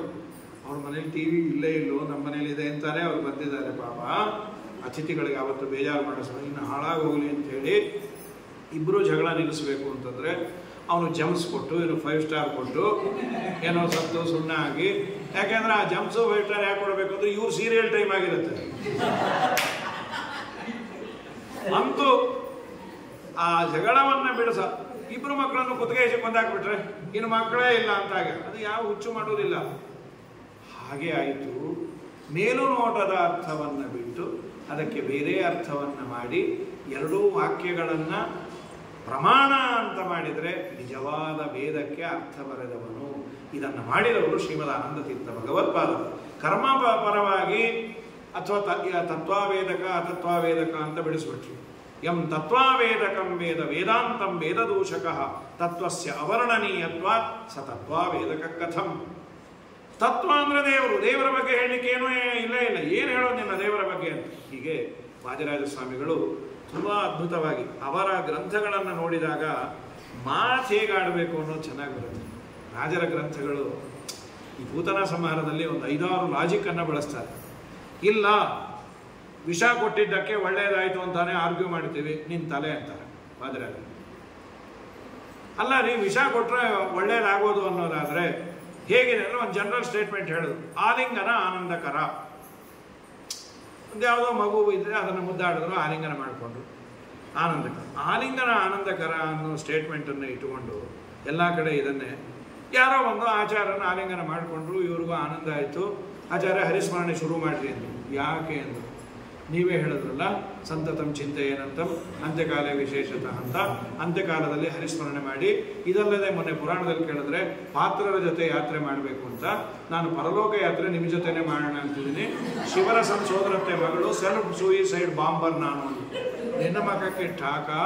ಇನ್ನು ಎಷ್ಟೊತ್ತು ಅಂದರು, ಇನ್ನು 2 ನಿಮಿಷ, ಇಬ್ಬರು ಹೊಟ್ಟೇ ಹೋಗ್ತೇವೆ ಅಂತ. ಆ ಬಾಂಬರ್ ಬಂದು ನಮ್ಮನ್ನು ಆಲಿಂಗನ ಮಾಡಿಕೊಂಡಾಗ ಯಾವುದಾದ್ರೂ ವ್ಯಕ್ತಿಗೆ ಆನಂದ ಆಗುತ್ತೋ, ಆನಂದ ದಯಮಾಡಿ ನನಗೆ ಬಿಟ್ಬಿಡು, ನೀವು ನಿಮ್ಮ ಹೆಸರಲ್ಲಿ ಬೆಳ್ಳಿ ತಮಗೆ ನಮ್ಮನೇದೇ ಕೊಡ್ತೀನಿ ಆಯ್ತು, ನಾನು ನಿನ್ನ ವೈಕುಂಠ ಕಳಿಸೋ ಜವಾಬ್ದಾರಿ, ಆಮೇಲೆ ನಾನು ಬರ್ತೀನಿ ತಾಯಿ, ದಯಮಾಡಿ ಬಿಡು, ನಿನಗೆ ಯಾಕನ್ನ ನೀನು ನನ್ನ ಪುರಾಣ ಕೇಳಿದ್ವಿ ಏನೋ ಪಾತ್ರದ ಕಡೆ ಯಾತ್ರೆ ಅಂಥೇಳಿ ಯಾರಿಗಾದ್ರೂ ಆನಂದ ಆಗುತ್ತೆ. ವಾದಿರಾದ್ರೆ ಅದನ್ನು ದೃಷ್ಟಾಂತ ಕೊಟ್ಟ್ಯಾರ. ಅವರು ಕೊಟ್ಟಿದ್ದು ಹಿಂಸಾರ್ಥ ಮಾಲಿಂಗ್ಯ ಯತಸ್ತರಕ್ಷೋಹೋ ಕಿಂ ಚೇಷ್ಟಯ ತುಷ್ಯತಿ ಕಾಮಧೇನು. ಹರಿಸ್ಮರಣೆಯನ್ನ ಮಾಡಿದರೆ ಪುಣ್ಯ ಬರುತ್ತೆ, ಭಕ್ತಿಯಿಂದ ಅಂತ ಇಟ್ಕೋ. ದೇವರ ದ್ವೇಷದಿಂದ ಒಳ್ಳೇದಾಗತ್ತೆ ಅನ್ನೋದಾದ್ರೆ ಹೀಗೆ ಹೇಳಿದಾಗಾಯ್ತು. ಆಲಿಂಗನ ಆನಂದಕರ. ಯಾವುದೋ ಒಂದು ಹಸು ತಪ್ಪಿಸಿಕೊಂಡು ಅರಣ್ಯಕ್ಕೆ ಹೋಯ್ತು, ಅಲ್ಲಿ ಹುಲಿ ಬಂದು ಅದನ್ನು ಹಿಡ್ಕೊಂಡ್ಬಿಟ್ಟಿದೆ. ಕೊಲ್ಲೋ ಮುಂಚೆ ಪಟ್ಟು ಹಾಕಿರತ್ತೆ. ಅದು ವಾದಿರಾಜರ ಕಾಲದಲ್ಲಿ ಅವರಿಗೆ ದರ್ಶನ ಆಗಿರ್ಬೋದು, ನಾವು ನೋಡ್ಲಿಕ್ಕೆ ಆಗ್ತಾ ಇರಲಿಲ್ಲ. ಇವತ್ತು ಅನಿಮಲ್ ಚಾನಲ್ ಹಾಕಿದ್ರೆ ಗೊತ್ತೇ ಆಗತ್ತೆ. ಆಲಿಂಗನ ಮಾಡಿಕೊಂಡು ಕುತ್ತಿಗೆಯನ್ನು ಕಚ್ಚಿರತ್ತೆ, ರಕ್ತಸ್ರಾವವಾಗಿ ಅದು ತಲೆ ಸುತ್ತಿ ಕೆಳಗೆ ಬಿದ್ದ ಮೇಲೆ ತಾನು ಅದನ್ನು ಕೊಲ್ಲತ್ತೆ. ಹೀಗೆ ಆಲಿಂಗನ ಮಾಡಿಕೊಂಡಾಗ ಯಾವುದಾದ್ರೂ ಹಸು ಆನಂದ ಪಡುತ್ತಾ? ಅರಣ್ಯದ ರಾಜ ಹುಲಿ ನನ್ನನ್ನು ಆಲಿಂಗನ ಮಾಡಿಕೊಂಡಿದೆ. ಯಾರಾದರೂ ಸೆಲ್ಫಿ ತೆಗೆಯೋರಿದ್ದಾರಾ? ಯಾವ ಆಕಳು ಆನಂದ ಪಡೆಯೋದ್ರ ಮಕ್ಕಕ್ಕೆ ಇಟ್ಟಾಗ ಇನ್ನು 10 ನಿಮಿಷಕ್ಕೆ ವೈಕುಂಠ ಸಮಾರಾಧನೆ ಆಗುತ್ತೆ ಅಂತಾನೆ ಬೇಜಾರು. ಹಾಗಾಯ್ತು. ದ್ವೇಷದಿಂದಲೂ ಹರಿಸ್ಮರಣೆ ಮಾಡಬಹುದು ಅಂದ್ರೆ ತನ್ನನ್ನೇ ಕೊಲ್ಲಲಿಕ್ಕೆ ಬಂದವನ ಆಲಿಂಗನದಿಂದ ಆನಂದ ಪಟ್ಟಂತೆ. ಇದನ್ನು ಯಾರಾದರೂ ಒಪ್ತಾರಾ? ಇಲ್ಲ. ಇನ್ನೂ 1-2 ಮಾತುಗಳನ್ನು ಅವರು ತುಂಬ ಸುಂದರವಾಗಿ ಆಡಿದ್ದಾರೆ. ಗೊತ್ತಾಗಿದೆ ವಾದಿರಾಜ ಸ್ವಾಮಿಗಳು ಅದ್ಭುತವಾದಂತಹ ಕರುಣೆಯನ್ನು ತೋರಿಸಿ ಎಲ್ಲರಿಗೂ ಎಟಕುವಂತಹ ಶ್ರೀಮದಾಚಾರ್ಯರ ಸೂತ್ರ ಭಾಷ್ಯದ ಪ್ರಾರಂಭದಲ್ಲಿ ದ್ವಾಪರೇ ಸರ್ವತ್ರ ಜ್ಞಾನ ಕುಲೀಭೂತೆ ತನ್ನಿರ್ಣಯಾಯ ಬ್ರಹ್ಮರುದ್ರೇಂದ್ರಾದಿಭಿ ಅರ್ಥಿತಃ ಭಗವಾನ್ ನಾರಾಯಣೋ ವ್ಯಾಸತ್ವೇನ ಅವತಾರ. ವೇದವ್ಯಾಸದೇವರ ಅವತಾರ ಯಾಕಾಯಿತು ಅಂದರೆ ದ್ವಾಪರ ಯುಗದಲ್ಲಿ ಗೌತಮರ ಶಾಪದಿಂದ ಎಲ್ಲರ ಜ್ಞಾನ ತಿರೋಧಾನ ಆದಾಗ ಬ್ರಹ್ಮಾದಿ ದೇವತೆಗಳು ಪ್ರಾರ್ಥನೆ ಮಾಡಿದ್ದಕ್ಕೆ ಭಗವಂತ ವೇದವ್ಯಾಸ ರೂಪದಿಂದ ಅವತಾರ ಮಾಡಿದ. ಇದು ಪುರುಷರು ಹೇಳ್ಕೋಬಹುದು, ಹೆಣ್ಣು ಮಕ್ಕಳು ವಾದಿರಾಜರು ಅದನ್ನೇ ಕೃತಿ ಮಾಡಿಕೊಟ್ರು. As it is. ದ್ವಾಪರದಲ್ಲಿ ಒಬ್ಬ ಮುನೀಪ ತನ್ನ ಕೋಪದಿಂದಲೇ ಕೊಟ್ಟ ಶಾಪ, ಶಾಪಿಸಲು ಜ್ಞಾನ ಲೋಪ ವಾಗೆ ಅಪರ ತತ್ವ ಸ್ವರೂಪ. ಮೇದಿನಿಯ ಕಾಯೆಂದು ಮೊರೆಯಿಡೆ ಪಾಪವಿರಹಿತಳಾದ ಯಮುನಯ ದ್ವೀಪಗೊಲಿದಂಬಿಗರ ಪೆಣ್ಣಿನ ರೂಪಗೊಲಿದವಳಲ್ಲಿ ಜನಿಸಿದಿ ಮಧ್ವಾಂತರ್ಗತ ವೇದವ್ಯಾಸ. ಆ ವ್ಯಾಸರ ಸ್ತೋತ್ರವನ್ನ ಮಾಡ್ತಾ ಆಚಾರ್ಯರ ಆ ಭಾಷ್ಯದ ಮಾತುಗಳನ್ನೇ ಕನ್ನಡೀಕರಿಸಿ ಎಲ್ಲರಿಗೂ ಅದರ ಅನುಭವ ಬರಲಿ ಅಂತ ಮಾಡಿಕೊಟ್ಟ ಪುಣ್ಯಾತ್ಮರು. ಅವರ ಸ್ಮರಣೆಯನ್ನು ಮಾಡ್ತಾ ವಿಶೇಷವಾಗಿ ಜ್ಞಾನಭಕ್ತಿ ವೈರಾಗ್ಯವನ್ನು ಅವರು ಕೊಟ್ಟು ಅನುಗ್ರಹ ಮಾಡಲಿ ಅಂತ ಪ್ರಾರ್ಥನೆಯನ್ನು ಮಾಡ್ತಾ ಈ ಒಂದು ಆರಾಧನೆಯನ್ನು ಮಾಡುತ್ತಾ ಇರುವಂತಹ ಮಠದ ಸಿಬ್ಬಂದಿಗಳಿಗೆ, ವಿಶೇಷವಾಗಿ ಸೇವಾಕರ್ತರುಗಳಿಗೆ, ಎಲ್ಲಕ್ಕಿಂತ ಪ್ರವಚನವನ್ನು ಆಲಿಸಿದ ನಿಮಗೂ ಅಭಿನಂದನೆಗಳನ್ನು ಸಲ್ಲಿಸಿ 1-2 ಮಾತುಗಳನ್ನು ಹಿರಿಯರಾದ ನಮ್ಮ ಅನಂತಾಚಾರ್ಯರು ಮತ್ತು ನಮ್ಮ ನರಸಿಂಹಮೂರ್ತಾಚಾರ್ಯರು ಎಲ್ಲರಿಗೂ ನಮಿಸಿ 2 ಮಾತುಗಳನ್ನು ಮುಗಿಸ್ತೀವಿ. ಹರೇ ನಮಃ. ಶ್ರೀಕೃಷ್ಣ ನಮಸ್ತೆ.